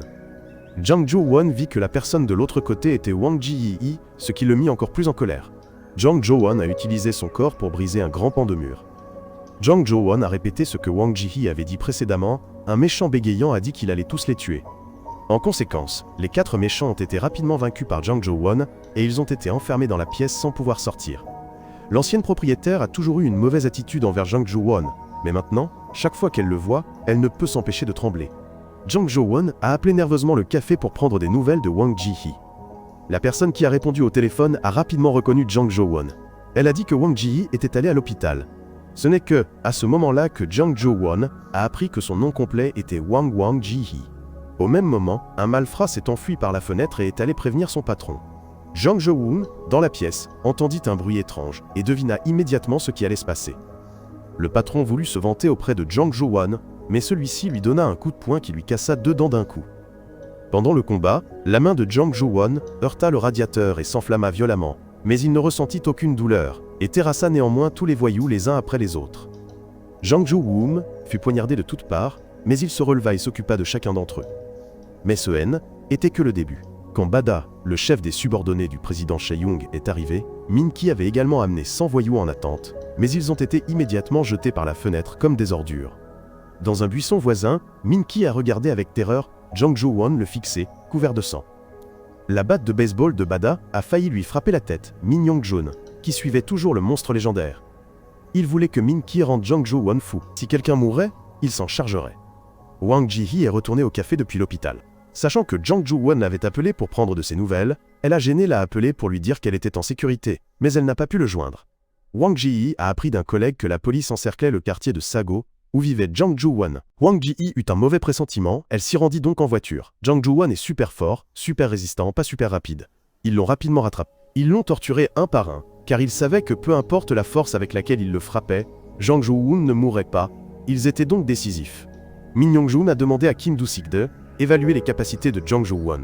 Il avait juste besoin d'un monstre. Si Jang Jo-won mourait, il ne serait plus un monstre, car il ne lui servirait plus à rien. Pendant ce temps, Wang Ji-hee a franchi le cordon de police. Elle errait dans les ruelles à la recherche de Jang Jo-won. Wang Ji-hee finit par retrouver Jang Jo-won, mais ce dernier ne veut pas être impliqué avec elle. Wang Ji-hee pense que Jang Jo-won est en difficulté car il l'a sauvée. Elle reste donc là, et refuse de partir. Craignant que les voyous ne la capturent, Jang Jo-won n'a d'autre choix que de monter dans la voiture et de la laisser conduire. Il roule longtemps avant de leur échapper. Jang Jo-won explique qu'il paye pour ce qui s'est passé dans le passé, car il a tué quelqu'un. Sa main qui tenait Wang Ji-hee se relâche peu à peu, mais Wang Ji-hee croit qu'il doit y avoir une raison pour laquelle il a fait cela. Cette parole a fait serrer Jang Jo-won plus fort Wang Ji-hee dans ses bras. Mais ensuite, une voiture venant en sens inverse a foncé droit sur eux. Bien que Jang Jo-won ait protégé Wang Ji-hee de la collision, elle est toujours tombée inconsciente. Jang Jo-won s'est précipité frénétiquement vers la voiture. En conséquence, Jang Jo-won a été écrasé par la voiture et ne pouvait plus bouger. Min-ki a ri de bon cœur en regardant Jang Jo-won. Il avait même préparé un fusil harpon. Avant que Min-ki ne tire, Kim Do-sik, d'en haut, a tué Min-ki en premier. Le lendemain, Wang Ji-hee s'est réveillée à l'hôpital. Elle était assise là, distraitement, ce qui a rendu la vieille dame à côté très curieuse. Ni commença à raconter à ces vieilles dames l'histoire de son héros. 6 mois après ce jour, Jang Jo-won devint officiellement un agent du service de renseignement national. Le surnom de Jang Jo-won était Woo Gang-bo. Il était le coéquipier de l'agent Moon Se-on, dont le vrai nom était Kim Do-sik. Un jour, le café Hughes accueillit un invité spécial. Wang Ji-hee ne manqua pas de taquiner Jang Jo-won. Elle lui demanda s'il était aveugle pour avoir trouvé son chemin jusqu'ici. Jang Jo-won répondit qu'il était toujours aussi aveugle qu'avant, mais qu'il savait retrouver son chemin jusqu'à elle. Cependant, il avait désormais une nouvelle identité et une nouvelle responsabilité, celle d'un agent du service de renseignement national. Le duo d'agents spéciaux Jang Jo-won et Kim Do-sik se comprenait désormais très bien. Cette fois, il devait se rendre en Russie pour secourir un médecin sud-coréen. Jang Jo-won se battait courageusement dans les rangs ennemis. Pendant que Kim Do-sik repoussait l'ennemi de l'extérieur, ils achevaient rapidement la mission. Il ne leur restait plus qu'à ramener le médecin en Corée du Sud. Mais si Kim Do-sik portait les deux, il serait trop lourd. Par conséquent, Kim Do-sik a ramené le médecin dans son pays et a laissé Jang Jo-won se débrouiller pour rentrer. Ils ont vécu beaucoup de choses ensemble jusqu'à ce que Kim Do-sik rencontre Lee Mi-yoon. Peu de temps après que Kim Do-sik se soit échappé, Min Yong-jun a utilisé le père de Lee Mi-yoon pour la menacer. Il voulait qu'elle l'aide à capturer Kim Do-sik vivant. Cette nuit-là, bien que Kim Do-sik sache qu'il s'agit d'un piège, il y est allé. Lui et Lee Mi-yoon ont été séparés. Alors qu'il tentait de résister, il a découvert que son arme avait disparu. Lee Mi-yoon lui pointait son arme. Kim Do-sik a été escorté au quartier général par un grand nombre d'agents, ne laissant que Lee Mi-yoon seule dans la pièce vide. Elle n'avait pas beaucoup de temps pour réfléchir, car elle avait encore du travail à faire. Kim Do-sik savait que Min Yong-jun n'avait pas besoin de l'approbation de la Maison Bleue et lui avait confié cette mission. Mais il n'a pas daigné menacer Min Yong-jun. Kim Do-sik a déclaré qu'il survivrait à sa manière. Il survivrait à toutes les poursuites de tout le monde. Dès qu'il eut fini de parler, Kim Do-sik lança une attaque. La situation inattendue a empêché les personnes présentes de réagir à temps. Min Young-joon a été pris en otage par lui. Si Kim Do-sik disparaissait ainsi, Lee Mi-hyun serait impliqué. Par conséquent, il a risqué sa vie pour revenir afin de nier sa relation avec Lee Mi-hyun devant tout le monde. Kim Do-sik a tiré directement sur celle qu'il aimait. Mais heureusement, Jeong Joo-won a reçu la balle pour elle à temps. Lorsque Kim Do-sik et Lee Mi-hyun se sont serrés dans les bras, il lui a fait signe de sortir son arme et de le menacer. Kim Do-sik a ensuite donné à Jang Jo-won le couteau de poche pour qu'il puisse l'aider. Mais avant que Kim Do-sik n'accepte la mission en Corée du Nord, il avait secrètement fait signe à Jang Jo-won auparavant. Après que tout soit arrivé, Lee Mi-hyun est venu donner à Jang Jo-won le couteau de poche. Parce que Jang Jo-won a mis beaucoup de temps à retirer la balle, sa main porte encore une cicatrice à ce jour. Tôt le lendemain matin, Min Young-joon a été retrouvé dans un arbre près de la Maison Bleue. Comme Min Young-joon n'a pas pu s'expliquer auprès de la Maison Bleue, il a été rétrogradé. Lorsque le père de Lee Mi-hyun est décédé, elle a également échappé au contrôle de l'organisation. Kim Do-sik n'est pas encore revenu la chercher. Ensuite, Lee Mi-hyun a trouvé un nouvel emploi. Elle a vécu la vie qu'elle avait toujours souhaitée, mais Kim Do-sik n'est toujours pas revenu. À cause de Kim Do-sik, Lee Mi-hyun a pris l'habitude de travailler près de la fenêtre. Elle buvait aussi souvent du café de la machine distributrice. Et elle levait souvent les yeux vers le ciel pour se détendre et pour chercher ce qu'elle attendait toujours. Et puis, par une froide nuit de neige, Kim Do-sik est apparu et a tenu sa promesse à Lee Mi-hyun. Ils ont ensuite eu un enfant ensemble. Tous deux étaient des agents D, élite, mais ils étaient fatigués et impuissants à cause d'un enfant. Avant même que Kim Bong-seok ne puisse parler, il a révélé les capacités héritées de son père. À partir de là, leurs plafonds ont également été grillagés. Et puis est arrivé le jour où les deux parties ont cessé les hostilités, et Min Young-joon est également revenu après une longue période de fuite, suite à l'incident précédent. Min Young-joon a convoqué tout le monde dans la salle de réunion, à l'exception de l'agent Jang Jo-won. Ils allaient recommencer à zéro. Kim Bong-seok grandit. Kim Do-sik veut déménager dans une maison plus grande, pour que le garçon ne se sente pas à l'aile, étroit. Mais Lee Mi-hyun refuse immédiatement car l'endroit est loin de chez tout le monde. Par conséquent, il n'y a rien à craindre que d'autres découvrent leurs secrets. Bien que cette fois soit exceptionnellement paisible, ils ne peuvent pas baisser leur garde. Kim Do-sik décide d'attendre encore un peu, puis toute la famille ira en banlieue de Séoul et ouvrira un magasin. Lee Mi-hyun cuisinera, et il s'occupera du nettoyage, de la vaisselle et des livraisons. Ils ouvriront un magasin de poulet frit, le plat préféré de Lee Mi-hyun. Un jour, Lee Mi-hyun rentra chez elle, et son fils avait disparu. Kim Do-sik rassura sa femme, et s'envola dans le ciel. Il trouva heureusement son fils en train de flotter dans les nuages. Seki était aussi la scène qui apparaissait toujours dans les rêves de Kim Bong-seok. Bien que le garçon aille bien, un sentiment d'appréhension hantait Lee Mi-hyun. Un jour, un client est venu acheter des pommes. Était le chef Kim.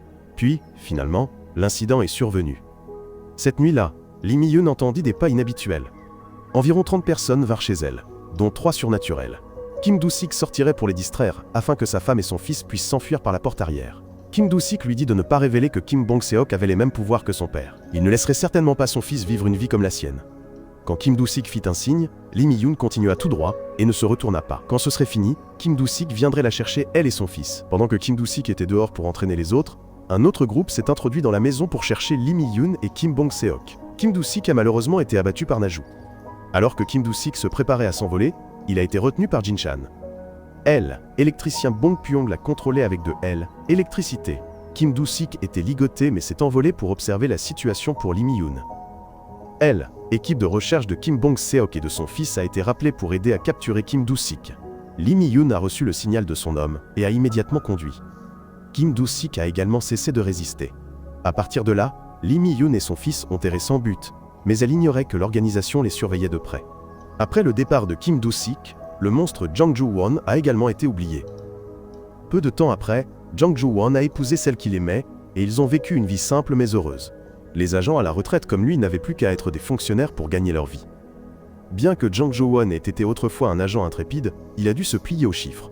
Ses capacités spéciales n'avaient plus de place pour être utilisées, ce qui lui donnait l'impression d'avoir perdu sa raison d'être. Mais il était la raison d'être de Wang Ji-hee. Wang Ji-hee se sentait le cœur brisé de voir son mari triste et inerte. Wang Ji-hee voulait que Jang Jo-won fasse ce qu'il voulait, et elle le soutiendrait toujours. Le lendemain, alors que Jang Jo-won préparait sa lettre de démission, il vit une lettre lui rappelant de payer le loyer. La maison actuelle était due à ce travail. S'il démissionnait maintenant, il la reprendrait. Ainsi, ni lui ni sa femme ne sauraient où vivre. Jang Jo-won est allé boire avec tristesse pour se remonter le moral, mais son corps ne savait pas ce que était que être ivre, ce qui ne fit que doubler sa tristesse. Le lendemain, Jang Jo-won demande à sa femme de lui acheter un nouveau sac. Il commence à s'adapter à sa nouvelle vie. Min Young-joon revient et propose à Jang Jo-won de redevenir lui-même. Il lui conseille de faire ce que lui seul pouvait faire, à savoir faire ses preuves auprès du monde. Les paroles de Min Young-joon font réellement réfléchir Jang Jo-won, car c'est ce qu'il a toujours voulu.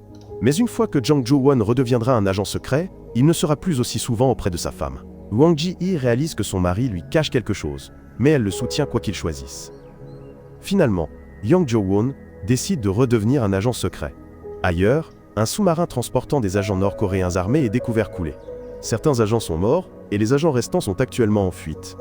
Par conséquent, la Corée du Sud a envoyé des gens pour rechercher les environs. Jang Jo-won fait également partie de l'ORAL, équipe de recherche. Les soldats sont très curieux de savoir qui il est. Cependant, les supérieurs ont ordonné de ne pas lui demander d'informations, ils ne pouvaient donc que deviner.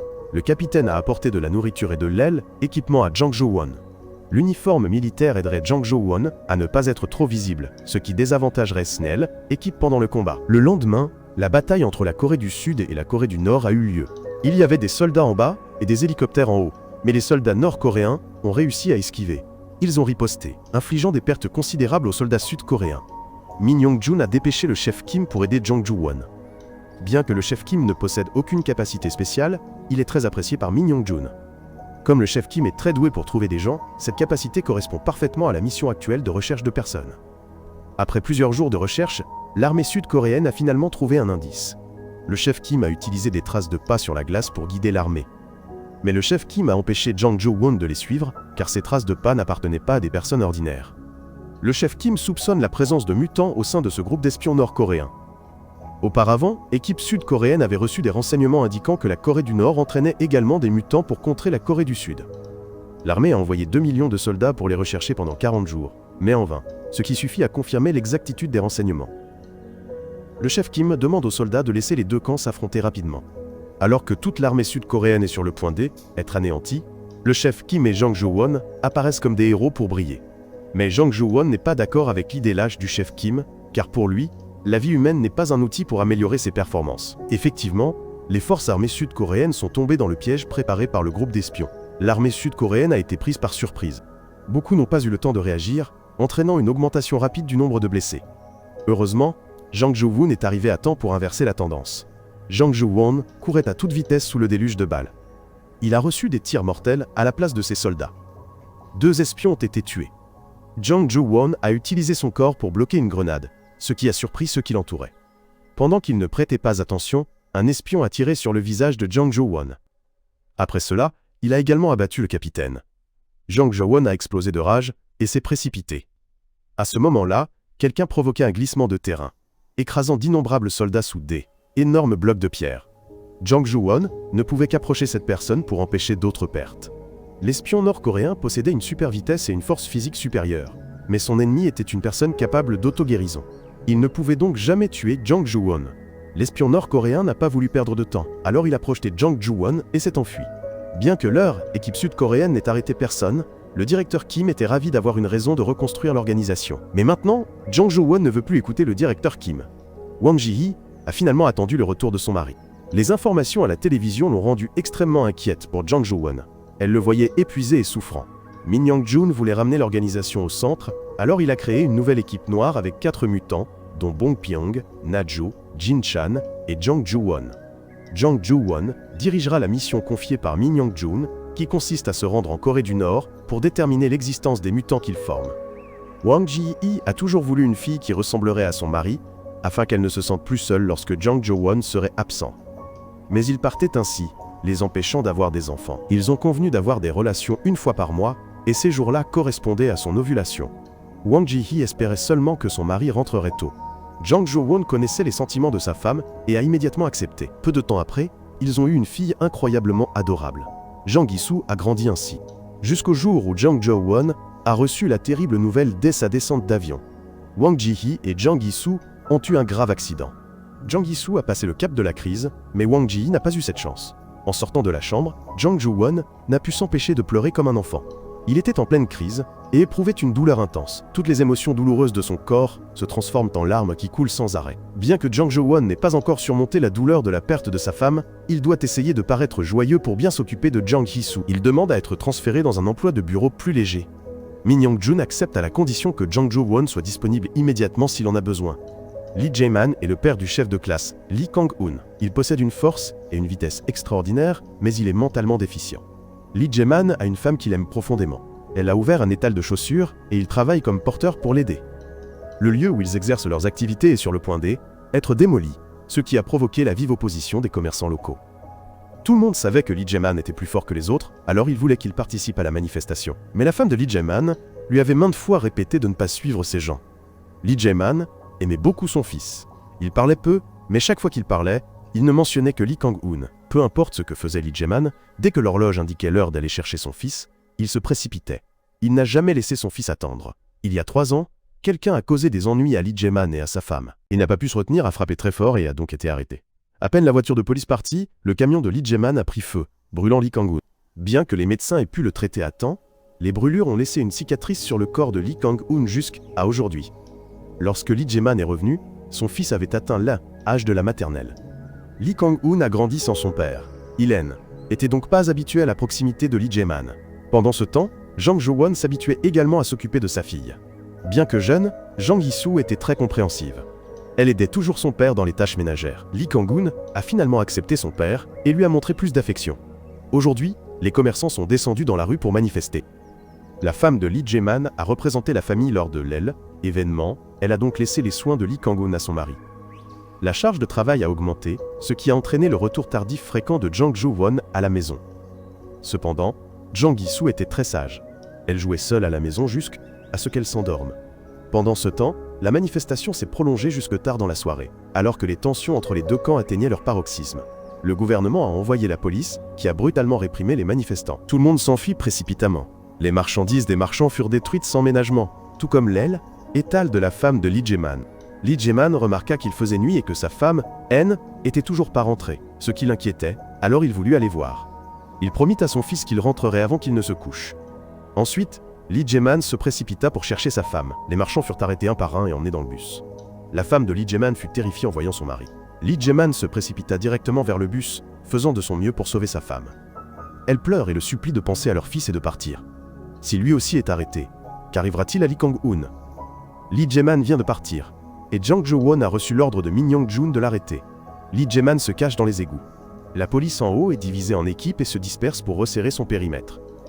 La femme de Lee Jae-man supplie de voir son mari car il est déficient mental, et écoutera personne, mais ceux d'en dehors écoutent pas ce que dit la femme de Lee Jae-man. Un peu plus tard, Jang Jo-won arrive aussi. Après avoir reçu des informations cruciales sur Lee Jae-man, Jang Jo-won commence à descendre dans les égouts pour le trouver. Quelqu'un lui rappelle d'être prudent, car Lee Jae-man est un monstre. Mais Jang Jo-won est aussi un monstre. Il suit les bruits étranges dans les égouts. Peu de temps après, il retrouve Lee Jae-man. Les deux commencent à se battre sous l'eau. Jang Jo-won essaye de toutes ses forces de maîtriser Lee Jae-man, tandis que Lee Jae-man veut juste échapper rapidement pour retrouver son fils, mais Jang Jo-won s'accroche à lui, le mettant en colère. À ce moment-là, une marchande découvre que son fils a disparu. Elle appelle, mais personne ne répond. Ensuite, elle voit qu'une bouche d'égout à côté de son étal n'a plus de couvercle, et les pantoufles de son fils sont à l'intérieur. Pendant ce temps, le combat entre les deux monstres se poursuit. Jang Jo-won évanouit un instant, puis se réveille et continue de se battre.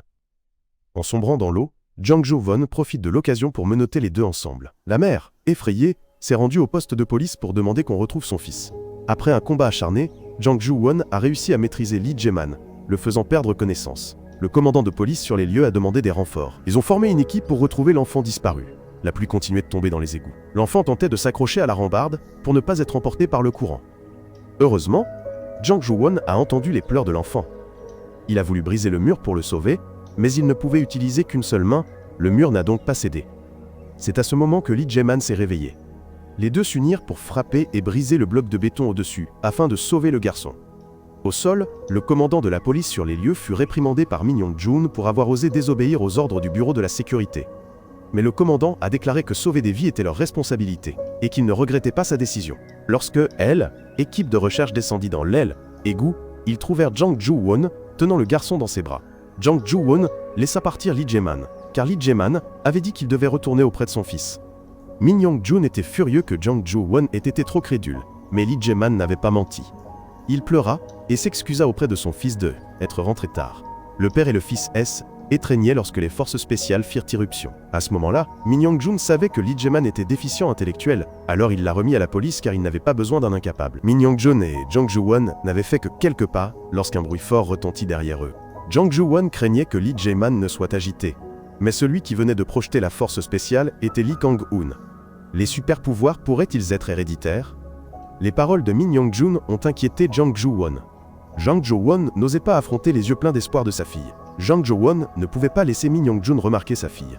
Bien que Jang Joo-won ne soit pas certain que Jang Gi-soo partage ses capacités, il a emmené sa fille et est parti cette nuit-là, c'est pourquoi père et fille errent depuis lors. Revenant au présent, Jang Gi-soo dit à son père qu'elle se souvient de certaines choses de sa mère. Le jour de leur accident, sa mère lui a souri, car elle savait que sa fille était aussi spéciale que son père. Min Young-jun était pas trop surpris que Jang Joo-won se soit enfui avec sa fille. Min Young-jun était pas non plus sûr que les capacités soient héréditaires, mais le chef Kim a confirmé que était le cas. Lorsque Jang Gi-soo et sa mère ont eu leur accident, le chef Kim était également présent. Le simple fait que Jang Gi-soo ait survécu à cet horrible accident est déjà suspect. Saisissant cette opportunité, le chef Kim a proposé son projet de développement de talents nationaux à Min Young-jun. Il formerait la prochaine génération de mutants. Le premier sur la liste est le fils de Lee Jae-man, Lee Kang-hoon, suivi du fils de l'homme volant Kim Do-sik et du père, la bête Jang Jo-won. Le chef Kim n'a jamais cessé de prêter attention à ces mutants. Il a toujours observé secrètement leur développement. Car le chef Kim voulait déterminer s'ils avaient hérité des capacités de leurs parents. Le chef Kim était confiant dans ses capacités de recherche. Il souhaitait également étendre la zone de recherche à l'ensemble du pays pour trouver d'autres mutants. Des enfants qui n'allaient pas à école, afin qu'ils puissent être formés sous la forme d'une école. Finalement, Min Young-jun a été convaincu. Bo-gum a également eu un incident similaire à celui de Jang Gi-soo à école, mais il n'a pas eu autant de chance qu'elle. Il pense que ce n'est pas une coïncidence. Jang Gi-soo invite Lee Kang-hoon à manger des nouilles pour le remercier de la veille. Lee Kang-hoon dit qu'il a fini ses études, mais qu'il ne fera pas d'études supérieures, car il travaillera pour le gouvernement. Jang Gi-soo, curieuse, demanda pourquoi Lee Kang-hoon continuait d'aller à l'école. Il y a 3 ans, alors que Lee Kang-hoon se préparait à entrer au lycée, le chef du département Kim, qui était aussi le directeur de école Jangwon, vint le voir. Après le scandale choquant de cette année-là, le père de Lee Kang-hoon avait purgé sa peine de 10 ans de prison, mais il était toujours en liberté conditionnelle. Lee Kang-hoon voulait aider sa famille et effacer le casier judiciaire de son père, alors il accepta d'aller à école Jangwon pour étudier. En raison de l'incident dans le gymnase, toute école a été fermée. Tôt ce matin, il était en cours de rénovation et inutilisable, alors le professeur principal a envoyé Jang Gi-soo à un centre sportif pour continuer son entraînement. Bo-gum l'attendait dehors depuis un moment. Quand il a vu Jang Gi-soo partir, il lui a immédiatement rappelé d'être prudente et de ne faire confiance à personne. Mais Jang Gi-soo n'a rien compris. Quand elle est retournée en classe chercher son sac à dos, elle a trouvé Kim Bong-seok un peu étrange. Il n'a pas porté ses poids aujourd'hui.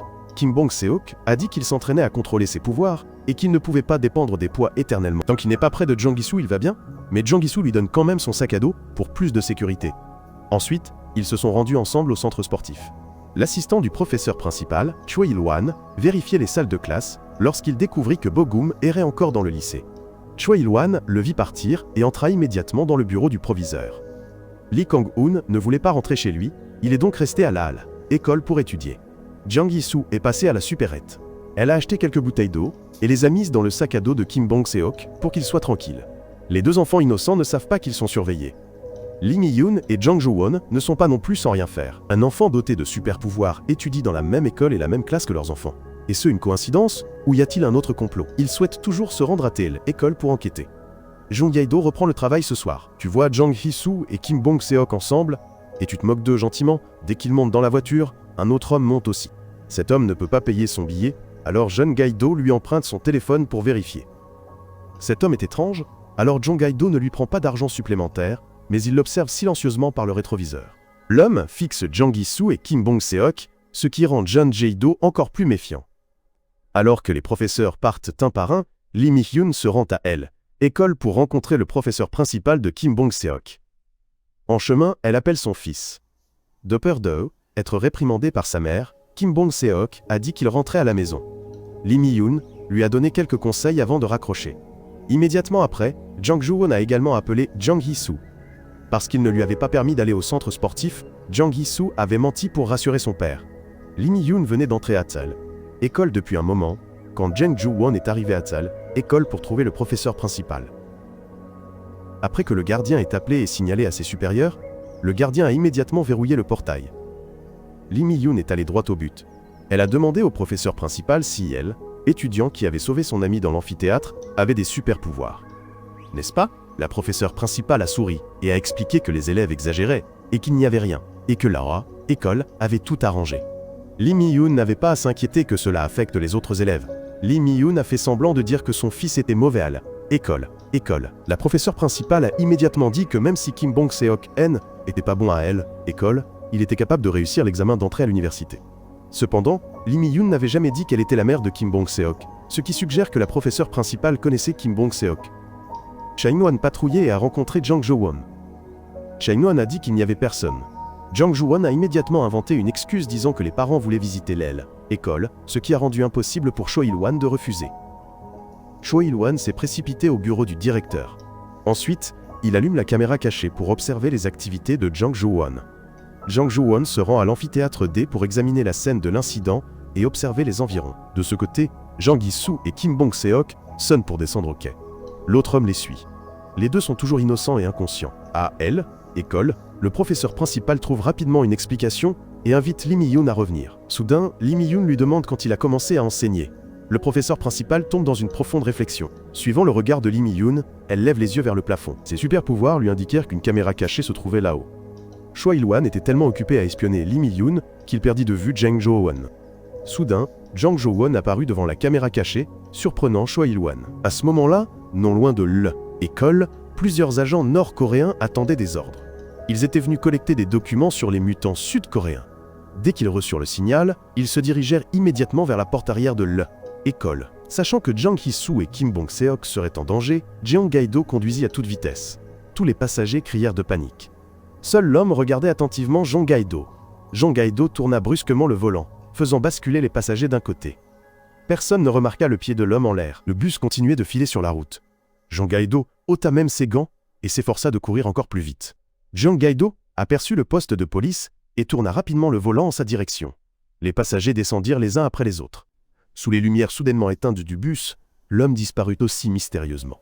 De ce côté, le professeur principal dit qu'il enseignait depuis 10 ans. Il se souvenait de l'année où il était allé voir Min Young-jun pour devenir un agent noir. La raison pour laquelle il avait demandé à rejoindre l'organisation était que 8 ans auparavant, il avait été sauvé par un agent noir. Le professeur principal est déterminé à soutenir les agents noirs de l'organisation. Min Young-jun lui confie la mission de rechercher des mutants potentiels et il doit les former au service du pays. Il doit évaluer les élèves de manière objective. Le professeur principal doit être constamment vigilant et ne pas avoir d'émotions inutiles. À partir de ce jour, le professeur principal Cho Il-hwan devient un agent noir, se cachant sous le manteau d'un professeur de sport de Young-won. Le premier élève que Cho Il-hwan évalue est Jeong Gae-do. Il est la prochaine génération de l'agent Bong-pyong. La force physique de Jeong Gae-do n'est pas exceptionnelle. Le chef Kim veut des résultats rapides avant que Jeong Gae-do ne soit diplômé, alors il a joué un tour. Il voulait stimuler Jeong Gae-do, faire ressortir ses capacités dans une situation dangereuse. Cette nuit-là, un groupe d'élèves a suivi les instructions du chef de département Kim pour provoquer Jeong Gae-do. Mais même si Jeong Gae-do a été battu au point de ne plus pouvoir se tenir debout, il n'a pas riposté. Bien que Jeong Gae-do ait des capacités, il était inutile sans capacité de combat. Par conséquent, Cho-won a dû orienter Jeong Gae-do vers une autre spécialité. La prochaine était la fille de l'agent spécial Naju. Les capacités physiques supérieures de Se-yoon se sont révélées très tôt. Au début, Cho Il-won ne s'intéressait qu'à la formation de mutants, mais lorsqu'il a été en contact avec les élèves pendant une longue période, leurs sentiments l'ont attendri. Cho Il-won a demandé si la capacité de Se-yoon était la vision à travers. C'est vrai. Elle faisait également confiance à son professeur principal, elle n'a donc pas démenti. Mais quand Naju l'a découvert, elle a immédiatement organisé le départ discret de sa fille, alors que Cha Il-won était enthousiasmé par le bon déroulement de la formation. Se-yoon est décédé subitement d'un cancer. Bien que Cho Il-won soit attristé par sa mort, la mission devait continuer. Bien que le travail principal de Cho Il-won soit d'observer et de guider les jeunes mutants, il prenait également son rôle de professeur principal très au sérieux. Au fil des années de recherche de mutants, Cho Il-won a également rencontré de nombreuses situations difficiles. Mais il y avait aussi parfois des cas spéciaux comme John Tak. John Tak possédait la capacité d'arrêter le temps. Un jour, Le directeur a chargé Choi Il-wan d'être l'assistant de Choi Il-wan. Bien qu'il n'ait pas apprécié, Choi Il-wan n'a pas pu s'y opposer. Le directeur voulait qu'il accorde une attention particulière à Kim Bong-seok et lui a rappelé de ne pas oublier qu'Il-moon n'était pas un vrai professeur. Lee Kang-hoon, Kim Bong-seok et Jang Hee-soo sont arrivés à Chell, école. Choi Il-wan a été surpris en observant la trajectoire de Jang Jo-won. Jang Jo-won est entré dans le bureau et a vu Lee Mi-yoon et Choi Il-wan. Sachant qu'il était temps de partir, Lee Mi-yoon a jeté son téléphone dans une poubelle et a dit au revoir au professeur Choi Il-wan. Alors qu'elle passait devant Jang Jo-won, elle lui a rappelé la présence de caméras de surveillance. À l'extérieur, Lee Mi-yoon a utilisé sa Super Wii pour localiser la salle électrique et s'y est précipité. Le concierge de l'aile, école a frappé à la porte du directeur. Choi Il-wan a ouvert la porte avec colère et a été poignardé au cou par le concierge. La police recueille les dépositions des passagers du bus. Kim Bong-seok et Jang Hee-soo se sont enfuis par peur que leurs parents ne le découvrent. Elle réalisa qu'elle avait laissé tomber la batterie externe de Seol K, mais ce N était pas très important, alors ils ont tous deux fait comme si de rien N était. Lee Mi-yoon marchait tout en observant les caméras présentes. Elle ne voulait pas révéler ses intentions, alors elle a délibérément pris une direction différente. Jang Jo-won a également parlé franchement au professeur Choi Il-wan. L'apparition de Lee Mi-yoon l'a plutôt surpris. Non seulement cela, les mouvements de Lee Kang-hoon sont identiques à ceux de Lee Jae-man. Les trois enfants de 3 mutants qui se connaissent étudient dans la même classe. Ce ne peut être une coïncidence fortuite.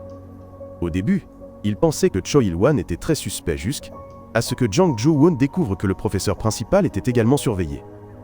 Le concierge du bureau du directeur écoutait ce que disaient les deux hommes quand Jang Jo-won fixa la caméra cachée au plafond. Le concierge sentit que l'occasion se présentait, alors elle sortit son téléphone et rapporta l'information à l'agent nord-coréen. Une personne dans le couloir, 2 personnes dans le bureau d'orientation. Il y avait 2 autres élèves dans l'aile, école, l'un dans la salle de classe, l'autre dans la salle des professeurs. Le concierge a dit à l'agent nord-coréen d'entrer et de s'occuper de ces personnes. Lee Mi-hyun a tout entendu. Jang Jo-won voulait savoir qui était Choi Il-wan. Il est le soldat pour lequel Jang Jo-won a reçu une balle lors de la recherche de l'espion nord-coréen. Lee Mi-hyun a suivi la voie jusqu'au bureau du proviseur. Le concierge a prétendu travailler, mais Lee Mi-hyun a vu l'ombre de quelqu'un se refléter dans la vitre. Elle n'a pas dit grand-chose, mais a doucement fermé la porte pour s'occuper du concierge. Han Bin est elle, étudiante qui a posté la vidéo révélant les capacités de Lee Kang-hoon, c'est pourquoi sa caméra a été confisquée. Han Bin a tenté de s'introduire dans elle, école pour récupérer son appareil photo, mais il a été chassé par le garde. À ce moment-là, à la porte arrière de la école, 4 agents nord-coréens ont fait signe à quelqu'un dans le coffre d'une voiture. Ils ont forcé la serrure et sont entrés dans la école. Un bref souvenir de Lee Mi-hyun et Kim Do-sik fait référence à son vol. À l'aile, époque, elle était très curieuse de savoir comment Kim Do-sik pouvait voler. À l'aile, époque, il pouvait voler dès sa naissance. En réalité, si Kim Do-sik voulait bien voler, il lui suffisait de maîtriser la peur de tomber et de bien atterrir. L'homme mystérieux a suivi Jang Hee-soo et Kim Bong-seok jusqu'au centre sportif, suffisamment grand pour qu'elles puissent s'entraîner. Pendant que Kim Bong-seok sortait acheter quelques articles, Jang Hee-soo est resté pour faire quelques tours d'échauffement. Peu de temps après le départ de Kim Bong-seok, l'homme est arrivé. Il a verrouillé la porte et est apparu soudainement derrière Jang Hee-soo. Il lui a demandé combien de tours elle avait couru. Elle a répondu honnêtement 10 tours. Soudain, il a jeté Jang Hee-soo des gradins sur le terrain. L'homme voulait tester ses capacités. Quand Kim Bong-seok est revenu, il a trouvé la porte verrouillée. Il a entendu Jang Hee-soo crier et était extrêmement inquiet. Kim Bong-seok s'est immédiatement précipité dehors pour trouver un moyen d'entrer en volant. L'homme a vu les blessures sur le visage de Jang Hee-soo, qui guérissait très rapidement. Il connaissait maintenant ses capacités. Il l'a soulevé pour confirmer une fois de plus. Dehors, Kim Bong-seok se souvenait des enseignements de sa mère. Il prit une profonde inspiration pour maîtriser sa peur. Au moment où Jang Hee-soo fut libéré, Kim Bong-seok s'envola pour la rattraper. Après avoir fait quelques tours, Kim Bong-seok atterrit finalement en toute sécurité. Dans le bureau du proviseur, 2 femmes se battaient. Lee Mi-hyun avait reconnu l'adversaire comme étant une nord-coréenne. À mi-chemin, Lee Mi-hyun entendit des pas approcher. Elle frappa donc la femme et s'enfuit par la fenêtre. Celui qui arriva était Jae-hart, un agent du bureau des capacités spéciales de Corée du Nord. Le concierge était un membre du bureau de contrôle de la sécurité. Elle a allumé l'écran de la caméra cachée et a commencé à chercher Lee Mi-hyun. La mission des agents nord-coréens cette fois était de déjouer le plan de formation des mutants de la Corée du Sud. Ils devaient éliminer les personnes impliquées et ramener des documents sur les jeunes mutants. Les commandants de mission étaient Kim Deok-hyun et Young. Bon sang, ils se sont précipités dans la salle d'orientation pour récupérer des documents. Le gardien a cherché longtemps sans trouver Lee Mi-hyun. Jae-hart a proposé son aide, mais elle a refusé. À ce moment-là, ils ont vu Bogum se débattre avec quelque chose dans la salle des professeurs. Jae-hart s'y est rendu pour vérifier. Soudain, Certaines caméras sont devenues floues. Lee Mi-yoon utilisait la neige pour masquer la vue de l'ennemi, mais le gardien a réussi à la voir. La porte de la pièce électrique s'est déplacée avant de se refermer. Lee Mi-yoon a immédiatement coupé le disjoncteur. Le lycée entier a été instantanément plongé dans l'obscurité. Dehors, Han Bin a vu que la porte du lycée s'ouvrait et s'est précipité à l'intérieur. Kim Deok-yoon n'a rien ajouté. Il avait juste besoin des documents sur les enfants. Monsieur Choi Il-hwan est arrivé, a ouvert l'armoire et a sorti une batte. Il était prêt à se battre. Young-dam a vu cela et est immédiatement entré dans la pièce. Jang Jo-won lui lança un défi, affirmant que s'il osait faire un pas de plus, il le tuerait. Sans électricité, Lee Kang-hoon dut rentrer chez lui. Il venait de quitter la salle des études lorsqu'il rencontra celui qui était battu avec Jang Jo-won. Était un mutant dont les pouvoirs ressemblaient à ceux du garçon et de son père. À ce moment-là, sa mère, inquiète, appela Lee Kang-hoon. Mais avant qu'il ne puisse répondre, Chan Yu l'attaqua. La mère de Lee Kang-hoon entendit son fils crier, s'effraya et s'adressa à Lee Jae-man. Bogum ne trouva rien dans la salle des professeurs. Alors qu'il s'apprêtait à partir, il croisa Jae-hart. Jae-hart pensa que Bogum était un mutant et voulut le vérifier. Soudain, Choi Il-hwan s'est précipité pour frapper Young-dam. Mais Young-dam n'a pas esquivé. Voyant cela, Choi Il-hwan s'est précipité et a brisé la jambe de Young-dam. Il pouvait s'occuper de tout ici, alors il a laissé Choi Il-hwan aller chercher d'autres élèves. De ce côté, le concierge est entré dans la salle électrique.